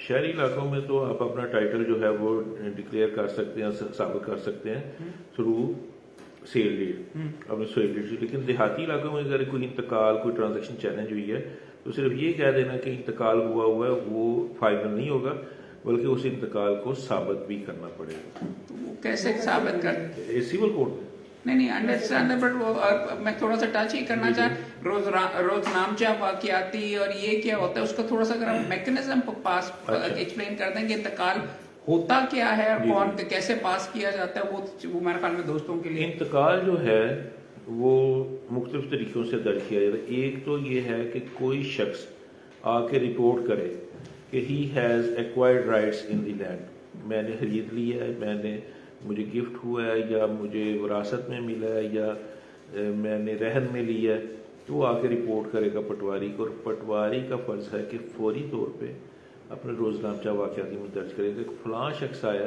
और उसने ये वाकया कहा है, और इंतकाल को दर्ज कर लेगा अपने म्यूटेशन रजिस्टर में। उस म्यूटेशन रजिस्टर को में दर्ज करने के लिए उसे 15 दिन का टाइम है मैक्सिमम। वैसे तो सपोज करता है कि फौरी तौर पर दर्ज करे, लेकिन 15 दिन से ऊपर जाएगा तो फिर उसके खिलाफ एक इंक्वायरी होगी और डिसिप्लिनरी एक्शन होगा। दूसरा तरीका है कि अदालत का आर्डर या डिक्री आती है, उसके ऊपर वो करता है, या कोई सेल डीड आती है। और आखिरी तरीका ये है कि पटवारी सो मोतो आज खुद भी इंतकाल दर्ज कर सकता है। कैसे? छोटे छोटे विलेजेस होती हैं, वो मस्जिद में ऐलान हुआ है मोहम्मदी मर गया, जनाजे पे भी जाएगा, पूछेगा कितने बच्चे ने, आके लिख देगा कि ये वाकया रिपोर्ट हुआ है, तो इनका इंतकाल विरासत दर्ज किया जाए, उनको वारसान को बुलाएगा आके। तो इसके अलावा कोई भी सेटल फैक्ट है जैसे पार्टीशन का आर्डर, यानी अदालत का आर्डर या डिग्री, उसका भी इंतकाल जो है वो होगा। अब जब इंतकाल दर्ज कर लेगा पटवारी, तो इसको फूल प्रूफ रखने के लिए और फ्रॉड से बचाने के लिए वो फौरी तौर पर रोजनामचा वाकयाती की एक नकल जो है वो दे देगा जो दर्ज कराने आया है, और उसके अलावा एक कापी उसकी भेजेगा यूनियन ऑफिस में कम अज़ कम। तो ये हो जाएगा कि फिर वो उसमें चेंज नहीं कर सकता, नहीं अगर चेंज करेगा तो उसकी हो सकती है कंपैरिजन हो सकता है जो डॉक्यूमेंट दूसरे डुप्लीकेट वो भेज चुका है। इसके अलावा क्या करेगा कि अगर वो दर्ज नहीं करता तो फिर वो शख्स जो रिपोर्ट करना है वो एक तहरीरी दरखास्त के जरिए तहसीलदार को दरखास्त दे सकता है कि मैं गया था, वो इंतकाल दर्ज नहीं कर रहा। तो फिर वो जब ऑफिशियली भेजेगा उसकी पाबंद है, ज़बानी तो कह सकते हैं ना मेरे पास आया ही नहीं है। तो जब उसको दर्ज करके रोजनामचा वाकयाती में और उसमें इंतकाल रजिस्टर में दर्ज करेगा ये, तो उसमें लिखेगा पहले जो 6 कॉलम है वहाँ पे पार्टिकुलर्स आएंगे कि जो एग्जिस्टिंग रिकॉर्ड ऑफ राइट में लिखा उसको कॉपी करेगा। आगे लिखेगा 6 कॉलम जो है उसमें लिखेगा कि ये शख्स है, ये मालिक चेंज हो रही है, काश्तकार, उसका हसला नंबर ये है और उसका इतना रकबा है, इतने कनाल, और लिखते हैं टोटल 5 कनाल 16 मरला है, हिस्सा मुंतकिला 2 कनाल 3 मरला, इस तरह का लिख के, और आगे फीस जो है वो ये जमा की है, और अपना नोट देगा कि ये बैग का इंतकाल है या गिफ्ट का है या रहन का है, ये किस चीज़ का है। जब ये हो जाता है तो वो फिर इसको सुपरवाइज करेगा, कंपेयर करेगा गिरदावर हल्का, कानून को जिसे कहते हैं, he is also village officer. वो कंपेयर करेगा एग्जिस्टिंग एंट्रीज को भी, और ये देखेगा कि जो जिसको ट्रांसफ़र किए जा रहे हैं वो वाकई ये कोई चूक बनती है, यानी ये या विरासत का वाकया या रजिस्टर्ड सेल डीड है या बंदे ने ज़बानी आके कहा, तो वो फिर अपने इनिशियल करेगा, उसके ऊपर काउंटर साइन करेगा कि मैंने इसको कंपेयर कर लिया कि ये एंट्रीज जो हैं वो ठीक है मेरी नज़र में। तहसीलदार जो है वो अपने हर महीने एक टूर प्रोग्राम जारी करता है कि मैं फ़लाँ दिन को फ़लाँ काम करने हैं, और इंतकालात के लिए जिन विलेजेस में जाना है उनके भी नाम लिखेगा कि मैं फ़लाँ दिन 4 बजे 2 बजे आऊँगा। वो टूर प्रोग्राम के मुताबिक उधर आएगा तहसीलदार, जो कि एक प्रैक्टिस होनी चाहिए, वो है नहीं लेकिन कानून ये कहता है। उस दिन इन्फॉर्म कर दिया जाता है पार्टीज़ को اگر وہ زبانی انتقال ہے. اگر تحریری ہے تو پھر تو اس کے جانے کی ضرورت بھی نہیں ہے. تو پٹواری انفارم کرے گا ان کو, وہ پارٹیز حاضر ہوں گی, ان سے پوچھے گا ہاں جی سیل ہے, انہوں نے کہا ہاں جی آپ نے کی ہے, آپ نے خریدا ہے, ٹھیک ہے, پیمنٹ ہو گئی ہے اور قبضہ ٹرانسفر ہو گیا. قبضہ ٹرانسفر ہونے کے بغیر تو سیل افیکٹو ہی نہیں نہ ہوگی. وہ ان سے پوچھ کے تو لکھے گا, ان کے سائن انگوٹھے نہیں لے گا, وہ لکھے گا کہ یہ نمبردار حاضر ہے, یہ 2 پتیدار حاضر ہیں, انہوں نے شناخت کیا ان کو, اور انہوں نے یہ واقعہ تسلیم کیا کہ یہ سیل ہوئی ہے, یہ گفٹ ہوا ہے, یہ جو بھی ہوا ہے, تو میں اس کو منظور کرتا ہوں, بصورت جدید منظور ہے. یہ لفظ ٹپیکل لکھا ہوتا ہے. تو وہ جب سائن کر دے گا تو اس کا مطلب ہے یہ انتقال اب منظور ہو چکا ہے. اب اس کا جو نمبر ہے انتقال نمبر, وہ جمع بندی کے متعلقہ صفحے کے خانہ کیفیت میں اس کا نمبر اور قسم لکھ دی جائے گی, تاکہ کوئی بھی شخص آئے وہ پوچھے جی فلاں بندہ مالک ہے, تو کہے گا یہ 10 کنال کا مالک تھا لیکن یہ انتقال کے مطابق 10 کنال بیچ چکے ہیں, اب یہ دوبارہ نہیں بیچ سکتا. کیونکہ فراڈ یہ بھی ہوتے ہیں نا کہ ایک فرد کے اوپر ایک سے زیادہ دفعہ جو ہے نا وہ سیل ہو جاتے تھے لینڈس. سرکار وغیرہ کیا؟ ہاں جی. اچھا, پٹواری کے پاس جب انتقال درج ہوگا تو وہ پٹواری لیتا کدھر سے انتقال, یہ انتقال کے جو رجسٹر ہیں یہ جا کے وہ ریکوزیشن کرے گا. بورڈ آف پیمنٹ کا اٹیچ ڈپارٹمنٹ ہے, ڈائریکٹر لینڈ ریکارڈز, وہ اپنے آفیسرز کے ذریعے ریکوزیشن کرے گا, اور وہ اس کو بھیجیں گے نہیں, وہ لکھیں گے کہ پٹواری یا کوئی بھی اہلکار آئے اور آ کے ریسیو کرے. وہ سیریل نمبر لگے ہوتے ہیں ان پیجز کو, انتقال کے نمبروں کو, مشین نمبر پرنٹڈ ہوتے ہیں, وہ پورے کا پورا ان کا لکھ کے اپنے رجسٹر ریکارڈ میں اس کو وصول کرایا جاتا ہے. جیسے آپ دوسری چیزیں جو ہیں وہ خزانے سے لینے جاتے ہیں تو سارے ریکارڈ لکھ کے تو پھر آپ کو وصول کرایا جاتا ہے. وہ لے کے تو اپنی کسٹڈی میں رکھتا ہے پٹواری پھر, اور ان کو 2 پرت جو ہیں 2 پیپرز ڈپلیکیٹ پیپرز ہوتے ہیں, وہ ایک ہی سیریل نمبر پہ 7980 ہے, اس کے 2 پیپرز ہوں گے. وہ دونوں کے اوپر ایک ہی تحریر لکھے گا, دونوں انتقال کے پیجز پہ. گرداور بھی دونوں پہ انیشل کرے گا, کاؤنٹر سائن کرے گا, اور جب تحصیلدار کرے گا تو جو ایک پر اس کے اوپر اپنا پورا آرڈر لکھے گا کہ آج ولیج فلاں میں جلسان میں پیش ہوا, محمد بخش بھی حاضر ہے, پرچیزر بھی حاضر ہے, 2 گواہ آئے ہیں, فلاں فلاں آیا, میں نے دیکھ لی ہے, جو بصورت جدید منظور ہے. تو وہ دوسرا جو ہے اس کے اوپر صرف اتنا لکھے گا کہ انتقال بصورت جدید منظور ہے, اس کے اوپر ڈیٹیلڈ آرڈر نہیں لکھے گا. جو ڈیٹیلڈ آرڈر والی ہے وہ ہے پرت پٹوار, وہ رہے گی پٹواری کے پاس. پرت سرکار جو ہے دوسرا پیپر جو ہے ڈپلیکیٹ, وہ اپنے ساتھ لے جائے گا اور جا کے نائب تحصیلدار آفس NTO سے کہتے ہیں, پہلے صدر کا وہ کہتے ہیں, وہاں پہ وہ جمع کروائے گا. تو اس طرح جو ریکارڈ ہے وہ مینٹین ہوتا ہے 2 جگہ پہ, ایک پٹواری کے پاس, ایک ڈسٹرکٹ ریکارڈ روم میں صدر قانون کے پاس. جب یہ انتقال کا رجسٹر جاتا ہے نا تو وہ یہ لوز فارم میں ہوتا ہے, بائنڈیڈ نہیں ہوتا. بائنڈ وہ اس وقت کرتے ہیں جب وہ پورا 100 کے یا 200 کے جتنے بھی پیجز کا ہو جب مکمل ہو جائے, پھر اس کو بائنڈ کر کے تو پھر نیا رجسٹر بنانا شروع کرتے ہیں. کوئی دوست مجھے بتا سکتا ہے کہ یہ ہم آپ کو کیوں سارا سمجھا رہے ہیں, یا یہ کہ جی فلاں ہوتا ہے کاغذ, فلاں ہوتا ہے, اس کی کاپی ادھر جاتی ہے, وہ میں کیوں بار بار ان سے پوچھ رہا ہوں, کیا فائدہ, کیا نقصان؟ نہیں, وہ تو چھوٹی چیز ہے. اور بھائی ایشو یہ آتا ہے کہ آ کے 20 سال کے بعد آ کے بندہ کہتا ہے کہ میرا تو ابا جی بیمار ہے گئے سی, انہوں نے گفٹ دیتا نہیں. You have to reconstruct all of these places. یہ ڈاکیومنٹس کی جو اوتھینٹسٹی ہے وہ پیش ہوا, وہاں پہ رپورٹ ہوئی, وہ اناؤنس ہوا, پہلے وہ اس کے پاس گیا, اس کے پاس کہا, پھر فلاں تاریخ کے اوپر جا کے جب پاس ہوا تب وہ آیا, اس کے اندر رپورٹ میں لکھا ہوا ہے, اس کے اوپر فلاں بندہ یہ کہہ رہا ہے.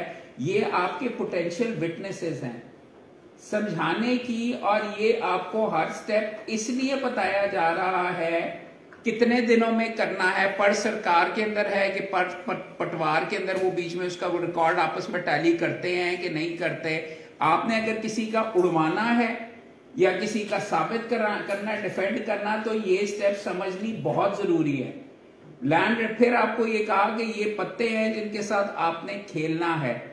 इनके साथ होता है और ये मामले सुप्रीम कोर्ट तक जाते हैं और वो पूछते हैं कि जी किधर है पटवारी, एविडेंस हुआ है कि नहीं, फलां बंदा आया है कि नहीं। हाँ, आप ये करवा तो सकते हैं, उसकी तो आपको थोड़ी सी फीस मिलती है, बट जब असल में मुकदमा जब आता है, करोड़ों का ऊपर प्रॉपर्टी ऊपर चली गई, इतने मुरब्बे का मामला है, गिफ्ट हुआ है कि नहीं बंदे को, तो this is where the real thing. That's why bar vocational course के अंदर इसके ऊपर हमने आपको डॉक्यूमेंट्स भी पढ़वाएंगे, ना सिर्फ वो टाइटल और असल में सारी स्टेप्स आपके लिए जरूरी हैं in order to for you to defend a transaction या टू डिस्ट्रॉय अ ट्रांजैक्शन के जी इसके अंदर ये नहीं होता। तो एक एक चीज देखेंगे, टैली करेंगे तो तब होगा।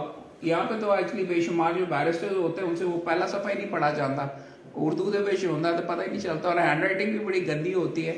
सो इसलिए ये जो बीबीसी वाला सिस्टम शुरू किया ना मेरे भाई ने, ये बहुत बड़ी इनोवेशन है। ये बहुत ज़रूरी था कि जो कुछ आपको, ये जो कुछ हम बता रहे हैं ना और जो दूसरे लेक्चर आके बताएंगे, ये आपको किताबों में मिलना ही नहीं है। जब हमने प्रैक्टिस शुरू की थी, हम ये सवाल पूछने के लिए 10-10 वकीलों के पास जाना, उनको देखना कि अदालत से फारिग हो के आते हैं, बैठे रहना, उनसे पूछना कि सर ये हमें बता दें, कुछ एक वकील ने बताना, कुछ ना भी कुछ ने बताना। तो ये चीज़ें जो है ना, ये आपको जो यहाँ पे बीबीसी में आप सीख रहे हैं ना, ये प्रैक्टिकल लायर बनाने के लिए आपको सिखाई जा रही हैं। वैसे तो LLB करके बहुत सारे लोग जो है दूसरे प्रोफेशन ज्वाइन कर लेते हैं, लेकिन जो आपने ये 26 लेक्चर्स हैं ये कर लेंगे ना, तो आप समझें कि आप दूसरों से 2 साल आगे चले गए हैं। और ये सारा सिरा ये मेरे प्यारे भाई जो हैं, हमारे मोअज़्ज़ज़ भाई, आपकी शफकत है, लेकिन फिर यार समझा ये रहा था, बिकॉज आप में से बेशुमार बंदे इसके अंदर डोज ऑफ एक ही फॉर्म की गल हो रही है, की हो रहा है, फाइल इतों गई उधर गई, ये गई, इसकी वजह है। और आपके वकील का ज़हन इस अंदाज के अंदर होता है, इतना तेज होना चाहिए, अच्छा ये चीज हुई सी कि नहीं, ये अगर आपके पास आया, फिर कह रहा हूं ये पत्ते हैं, आप 52 पत्तों के साथ भी खेल सकते हैं, या फिर तुसी ये आपस में लूडो भी खेल सकते हैं। आपने अगर चेस खेलनी है तो फिर उसके अंदर हर पे आधा हर पीस अलग अंदाज के अंदर चलता है, ये उसकी हैं, वो आपको समझा रहे हैं। उन्हीं पीसेस को इस्तेमाल करके आपको चेकर्स भी एक होती है, ड्राफ्ट, या लूडो ही खेलना शुरू कर दें। बड़ा वकील इस तरह बनते हैं, जैसे कि हमारे भाई शमीर इजाज साहब है। और कोई सवाल है तो जरा देख लीजिए मेरे पास। सेटलमेंट कमिश्नर जो सेटलमेंट डिपार्टमेंट है आपका फैंडोर में, इसका क्या फंक्शन है PT1 के हवाले से? मैं PT1 नहीं, PTD, settlement and rehabilitation department जो है वो इस वजह से वजूद में आया कि इंडिया और पाकिस्तान के दरमियान बहुत बड़े एक हुई पैमाने पे हिजरतें हुई। हिंदू उधर चले गए, अपनी ज़मीनें इधर छेड़ गए, मुसलमान उधर से आए और वो अपनी ज़मीनें उधर छोड़ के आए, और उन्होंने आके फिर गवर्नमेंट ने कहा जी आप अपने क्लेम्स फाइल करें। क्लेम्स फाइल लोगों ने किए, कोई उधर बिल्कुल गैर मालिक था, इधर आके 10 मुरब्बे का कर दिया, कुछ इस तरह। फिर उसको रेगुलेट करने के लिए ये पहले डेवलपमेंट डिपार्टमेंट था, उसको फिर बनाया गया सेटलमेंट एंड रिहैबिलिटेशन डिपार्टमेंट। उसके बाकायदा लॉज बनाए गए, उसको ऑथेंटिक करने का तरीकाकार बनाया गया। तो वो जो उनके ऑफिसर थे उनको सेटलमेंट कमिश्नर हम कहते थे। उनकी पूरी हायरार्की थी, chief settlement commissioner, additional chief settlement commissioner, settlement commissioner, deputy settlement commissioner, इस तरह पूरी हायरार्की थी, अपील्स वगैरह चलती थी। 1975 में गवर्नमेंट ने कहा कि अब चूंकि हमारा इतना अरसा हो गया और सेटलमेंट कंप्लीट हो चुकी है, तो हम इनको लॉज को अब रिपील करते हैं और ख़त्म कर रहे हैं ये सारा सेटलमेंट ऑपरेशन। इंडिया ने पहले 4 साल में कर दिया था।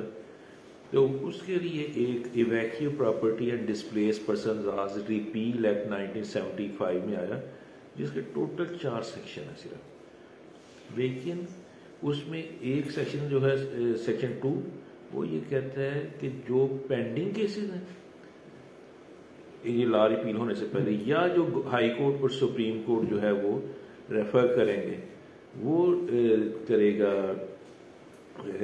हम अभी उनको डील करेंगे, एडजुडिकेट करेंगे, बाकी जो है वो सारे अबॉलिश हो गए। अब वो हाई कोर्ट और सुप्रीम कोर्ट ने बहुत बड़े पैमाने पर डायरेक्शन देने शुरू कर दी, ये जनाब इनकी देखें, और उसके ऊपर हमारे जो सेटलमेंट कमिश्नर्स वगैरह उन्होंने अलॉटमेंट्स करनी शुरू कर दी। सेक्शन 3 जो इस एक्ट का है वो ये कहते हैं कि तमाम लैंड्स जो सेंट्रल गवर्नमेंट की मलकियत थे, वो अब ट्रांसफ़र हो जाएंगे प्रोविंशियल गवर्नमेंट को, यानी एक पर्सन सेंट्रल गवर्नमेंट, दूसरे पर्सन प्रोविंशियल गवर्नमेंट को ट्रांसफ़र हो गए।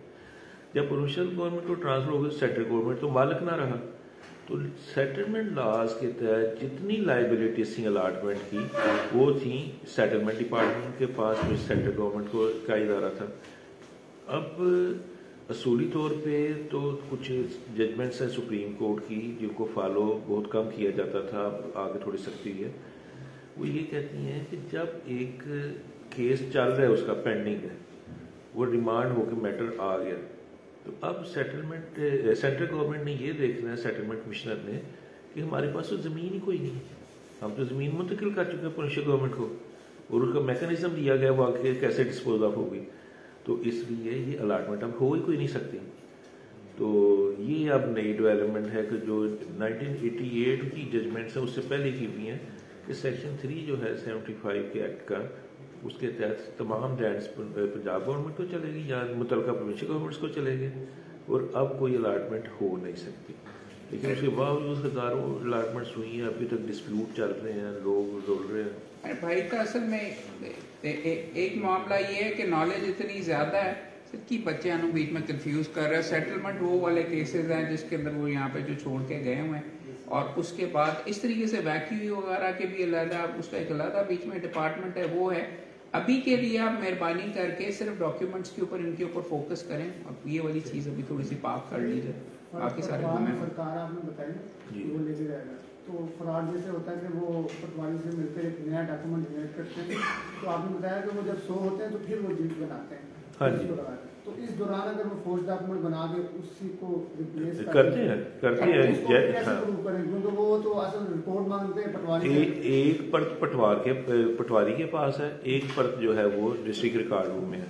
पटवारी से आपने नकल ले ली, फोर्ज है, फ्रॉड है, जब दूसरी पार्टी को पता चलेगा तो वो जाके डिस्ट्रिक्ट रिकॉर्ड रूम से उसकी नकल लेगी और आके कहेगी ये और कुछ कह रहा है, ये कुछ और कह रहा है। फिर इंक्वायरी होगी पटवारी के खिलाफ भी, और जो बेनिफिशरीज है और एंटी करप्शन में भी जाएगा और अदालतों में भी जाएगा मैटर। जब वो रिपोर्ट मांगते हैं फिर वो पटवारी से रिपोर्ट मांगते हैं, लेकिन पटवारी की रिपोर्ट को रिवर्ट करने के लिए फिर आगे दूसरी पार्टी जो है वो भी तो कुछ ना कुछ करेगी ना जी। किस में एग्जेम्पशन कुछ फाइल्स में हम लोगों ने देखा है कि जैसे एग्जेम्पशन हुई थी 1982 में, लेटर ऑन 19 नहीं, इनका दोनों का आपस में कोई रिलेशन नहीं है।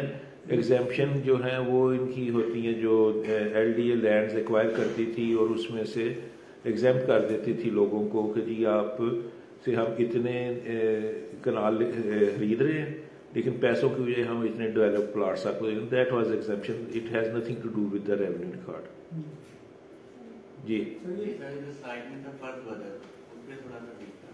फर्द बदर वो आपको बताएंगे नुनारी साहब। फर्द बदर सिर्फ उसका काम ये कि क्लैरिकल एरर हो गया किसी इंतकाल में या किसी जमाबंदी में, तो उसकी करेक्शन के लिए सिर्फ क्लैरिकल एरर, जहाँ पे किसी का टाइटल चेंज नहीं हुआ तो फर्द बदर बना देंगे, वो पूरा इंतकाल का प्रोसेस नहीं करेंगे। क्योंकि मैंने बताया ना कि रजिस्टर हकदार ज़मीन में इंतकाल के बगैर कोई चीज़ चेंज नहीं हो सकती। तो वो फर्द बदर सिर्फ एक छोटा काम है कि पटवारी रिपोर्ट करेगा और किसी की हियरिंग की ज़रूरत नहीं है, किसी के प्रेजेंट होने के रिकॉर्ड के मुताबिक ये करेक्शन ऑफ रिकॉर्ड के जी। जारी बात है, इसीलिए गवर्नमेंट ने बड़ा अच्छा इनिशिएटिव लिया है जो इसको कर दिया है, कंप्यूटराइज कर दिया है। बड़ा फर्क पड़ा उससे, सारी करप्शन तो नहीं खत्म हुई, कुछ करप्शन फ्लो करके इनके पास भी आ गई है, लेकिन जनरल पब्लिक को रिलीफ मिला है। पर सर कुछ देर पहले इसको कंप्यूटराइज से दोबारा वही सिस्टम किया गया था। नहीं वापस वो सारे जो ना एक जैली एक फेक नोटिफिकेशन जो है ना वो की थी, उसमें फेसबुक पे और सोशल मीडिया पे वो गर्दिश की थी, वो फेक थी। कंप्यूटराइज में जो है खेवट के अंदर मुख्तलिफ खसरे इकट्ठे कर दिए जाते हैं, और जब ये पुराने जो ऑनर होते हैं उनमें से कोई उठ के आ जाता है भाई इसमें से ये मेरा ही खसरा मालिक है, और दूसरे जो ऑनर होते हैं उनको डिस्पोज कर देते हैं।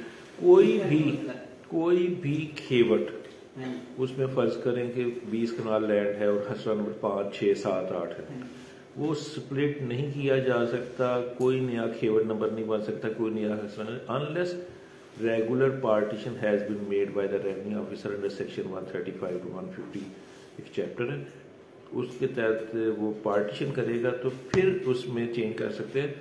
ان کا کام صرف دو ہے, ایک تو یہ کہ اوریجنل جو ریکارڈ آف رائٹس تھا اس کو ایز اٹ از ٹائپ کر کے تو کمپیوٹر پہ لیا جائے, اور اس کے بعد جو پروسیجر ہے وہ کچھ انہوں نے خود کرنا ہے انتقالات کا, یا جو کوئی ریونیو آفیسر کے یا کسی کورٹ کے آرڈر ڈکری آتے ہیں ان کو امپلیمنٹ کر کے تو انہوں نے کرنا ہے, یا کچھ بھی نہیں کر سکتا. انہوں نے نا پرانی جو ہے خط نکال کے اس میں اسی ایک ڈیٹ پہ اور 10-15 لوگوں کو بیچ دی ہے زمین. یہ آپ جب وکالت سیکھیں گے نا تو یہ آپ پھر دیکھیں گے کہاں بھی یہ ہینکی پینکی ہوئی ہے, کچھ نہ کچھ اس کا لنک آپس میں ہوتا ہے جو آپ کو نہیں پتا چلتا لیکن وکیل کو پتا چل جاتا ہے.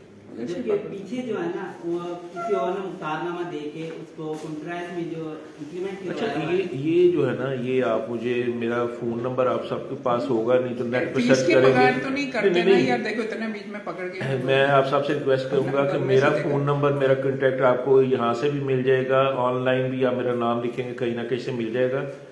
آپ مجھے واٹس ایپ پہ میسج کر سکتے ہیں اور وائس نوٹ بھیج سکتے ہیں. کال کرنے سے گریز کریں, کال اتنا ٹائم نہیں ہوتا کہ سب کی کال کے نا, جب وائس میسج ہوتا ہے نا وہ بندہ جب بھی ٹائم ملتا ہے سن کے پھر غور کر کے اس کا جواب دے دیتا ہے پروپوزیشن کا. بھائی آپ کو نہیں پتا آپ یہ کیا پواڑا اپنے کھاتے میں ڈال رہے. مجھے تو لڑکے نا آج جب سے یہ میں نے یہ چیز شروع کی ہے, مجھے تو لڑکے وہ اس طرح سوال کرتے ہیں کہ علی احمد کو اگر بیچتا ہے یہ پراپرٹی اور یہ کریں وغیرہ, اپنا ہوم ورک میرے سے کرواتے ہیں. آپ نے مجھے بھی آتی ہے کوئریز, لیکن میں جو ہے نا وہ پھر شام کو جب فارغ ہوم ورک تسی جانو میں نہیں کرنا, میں شام کو جب فارغ ہوتا ہوں میں ہر ایک کو جواب دیتا ہوں, لیکن کال نہیں میں پرمٹ کرتا, میں کہتا ہوں کہ وائس میسج بھیجیں. جس طرح ٹیننٹ اور بتا رہے ہیں اسی طرح یعنی کہ کچھ جگہ پہ لوگوں نے چاہیے ہوئی تھی زمینیں لوگوں کی جیسے گروی کے نام پہ لے کے, وہ بھی یعنی کہ سپریم کورٹ کی ججمنٹ کے بعد یعنی کہ انجیکشن آف اسلام کے نام نہیں, مارگیج کو کبھی بھی اگینسٹ انجیکشن آف اسلام نہیں کیا گیا. مارگیج یا گروی یا رہن جو ہے یہ اس کی باقاعدہ یہ لیگل ہے, اور اس کے علاوہ یہ اس کو پورا ایکٹ ریگولیٹ کرتا ہے. تو ریسٹریکشن آف مارگیج پراپرٹیز ایکٹ اب آج کل میرا 64 والا ہے, وہ مختلف اوقات میں ہے. تو یہ ہر چیز جو ہے نا وہ صرف لے مین والی باتیں ہیں, جب آپ ریسرچ کریں گے تو آپ کو ہر چیز ملے گی. Last question please. میرا کویشچن یہ ہے سر کہ اس طرح اگر ہم فورم پہ جاتے ہیں کوئی ڈسپیوٹ رائٹس وغیرہ تو کیا پروسیجر ہوگا, فائلنگ کیسے ہوگی, کون سے ڈاکومنٹس آپ نے لگانے ہیں, جیسے سول کورٹ میں ہے ایک پورا رپورٹ بھی وغیرہ, تو اس میں کس طرح ریونیو کے کیسز میں کورٹ فیس کی ضرورت نہیں ہے, وہ صرف جو 5 یا 10 روپے والی ٹکٹ لگنی ہے کورٹ فیس کے نام پہ صرف وہ لگتی ہے. اس کا سیکشن 161 سے پورا پروسیجر ہے, اپیل, ریویژن, ریویو, یہ, اور اس پہ میرا یوٹیوب پہ لیکچر بھی موجود ہے, اپیل ریویو, آپ ادھر دیکھ سکتے ہیں, آپ کو بڑی اچھی انفارمیشن ملے گی. یار یہ کتاب ہے صرف لوگ اس کی اتنی زیادہ موٹی بھی نہیں ہے. سو خیر اس کے اندر اور قوانین وغیرہ جو سیٹلمنٹ کنسالیڈیشن والی انہوں نے علیحدہ رکھی ہوئی ہیں, صرف ایکٹ اور رولز ہیں. رولز آپ مہربانی کر کے اگر دیکھ لیں تو وہی کافی. آئی مین فار ایگزامپل ابھی بھائی کی تو پوری کتاب لمبرداری کے اوپر موجود ہے, مگر رولز اگر گننے شروع کریں تو نہیں, رولز 5 ٹیبل 1 میں ہے. نہیں سر, ایک ہی رولز ہیں, لینڈ ریونیو رولز. آپ نے جب ریونیو کا کیس کوئی کنسلٹ کرنا ہے نا یہ ریونیو ریکارڈ کے بارے میں, تو آپ نے دیکھنا سب سے پہلے لینڈ ریونیو ایکٹ کی پروویژنس, لینڈ ریونیو رولز کی, اس کے بعد لینڈ ریکارڈز مینول, اور اس کے بعد کیس لا سرچ کرنا. یہ 4 چیزیں آپ کو دیکھیں گے تو آپ اس کو پرفیکشن کی حد تک لے کے. لینڈ ریکارڈز مینول کیا چیز ہوتی ہے؟ Land record manual it is a set of instructions compiled by some British officers. تو وہ اس میں ایکٹ کے مطابق ہی اس کو صرف سیٹ آف انسٹرکشنز ہے procedural for the guidance of revenue officers and officials. تو وہ ہم اس صورت میں یوز کرتے ہیں جب ہم نے فرض کریں کہ پارٹیشن کا کیس ہے, 100 مالک ہیں, وہ کہتے ہیں ہم نے رجسٹری نوٹس بھیجے, حوالہ اشتہار کرایا, تو یہ نہیں آئے. تو ہم یہ دیکھیں گے کہ 18.6 جو ہے پیرا اس کا لینڈ ریکارڈ میں وہ کہتا ہے کہ جب نیومرس ہوں گے لینڈ اونرس تو پھر آپ ادھر مشتری منادی کرائیں گے. آپ ادھر انڈیپینڈنٹلی جا کے انڈیویجلی پٹواری جا کے سب کو بتائے گا یا ادھر اعلان کرائے گا. تو یہ کچھ پروسیجرل چیزیں بھی ہم نے دکھانی ہے. انہوں نے اس میں رولز میں نہیں ابھی تک انکارپوریٹ کی؟ نہیں رولز میں وہ نہیں ہے, وہ صرف سیٹ اپ انسٹرکشن. کافی موٹا لینڈ ریکارڈ. جی میں تمام دوستوں کو ہم ہمیشہ یہ بیچ کہتے ہیں اور پوائنٹ آؤٹ وغیرہ یہ کرتے ہیں کہ اپنے سبجیکٹ کے اوپر جس لیول کا عبور ہونا چاہیے اس کی بھی آپ کے سامنے ایک ڈیمونسٹریشن دیتے ہیں. سمیر اعجاز صاحب نہ صرف میں نے آپ کے سامنے اسٹیٹ کیا کہ اگر میں کسی جگہ پہ پھنستا ہوں تو سمیر بھائی سے پوچھتا ہوں. سو اختتام کے اندر میں یہی کہوں گا کہ آپ کی ability in your particular area should be of the be like Sameer Ejaz. اور اس طریقے سے تمام دوستوں کی طرف سے سر ہم تہہ دل سے آپ کا شکر گزار بھی ہیں. آپ ہمیشہ کی طرح آپ نے وقت دیا اور بے شمار ہیرے موتی آپ نے ہمیں دیے. اب اس کو ان کو اٹھا کے اور پرو کے اس کا ایک بیچ میں نیکلس بناتے ہیں, وہ ہمارے تمام دوستوں کے اوپر ہے. ادروائز بہت زیادہ شکریہ سر. ایک گروپ فوٹو ہوگی پلیز, اس طرف آ جائیں.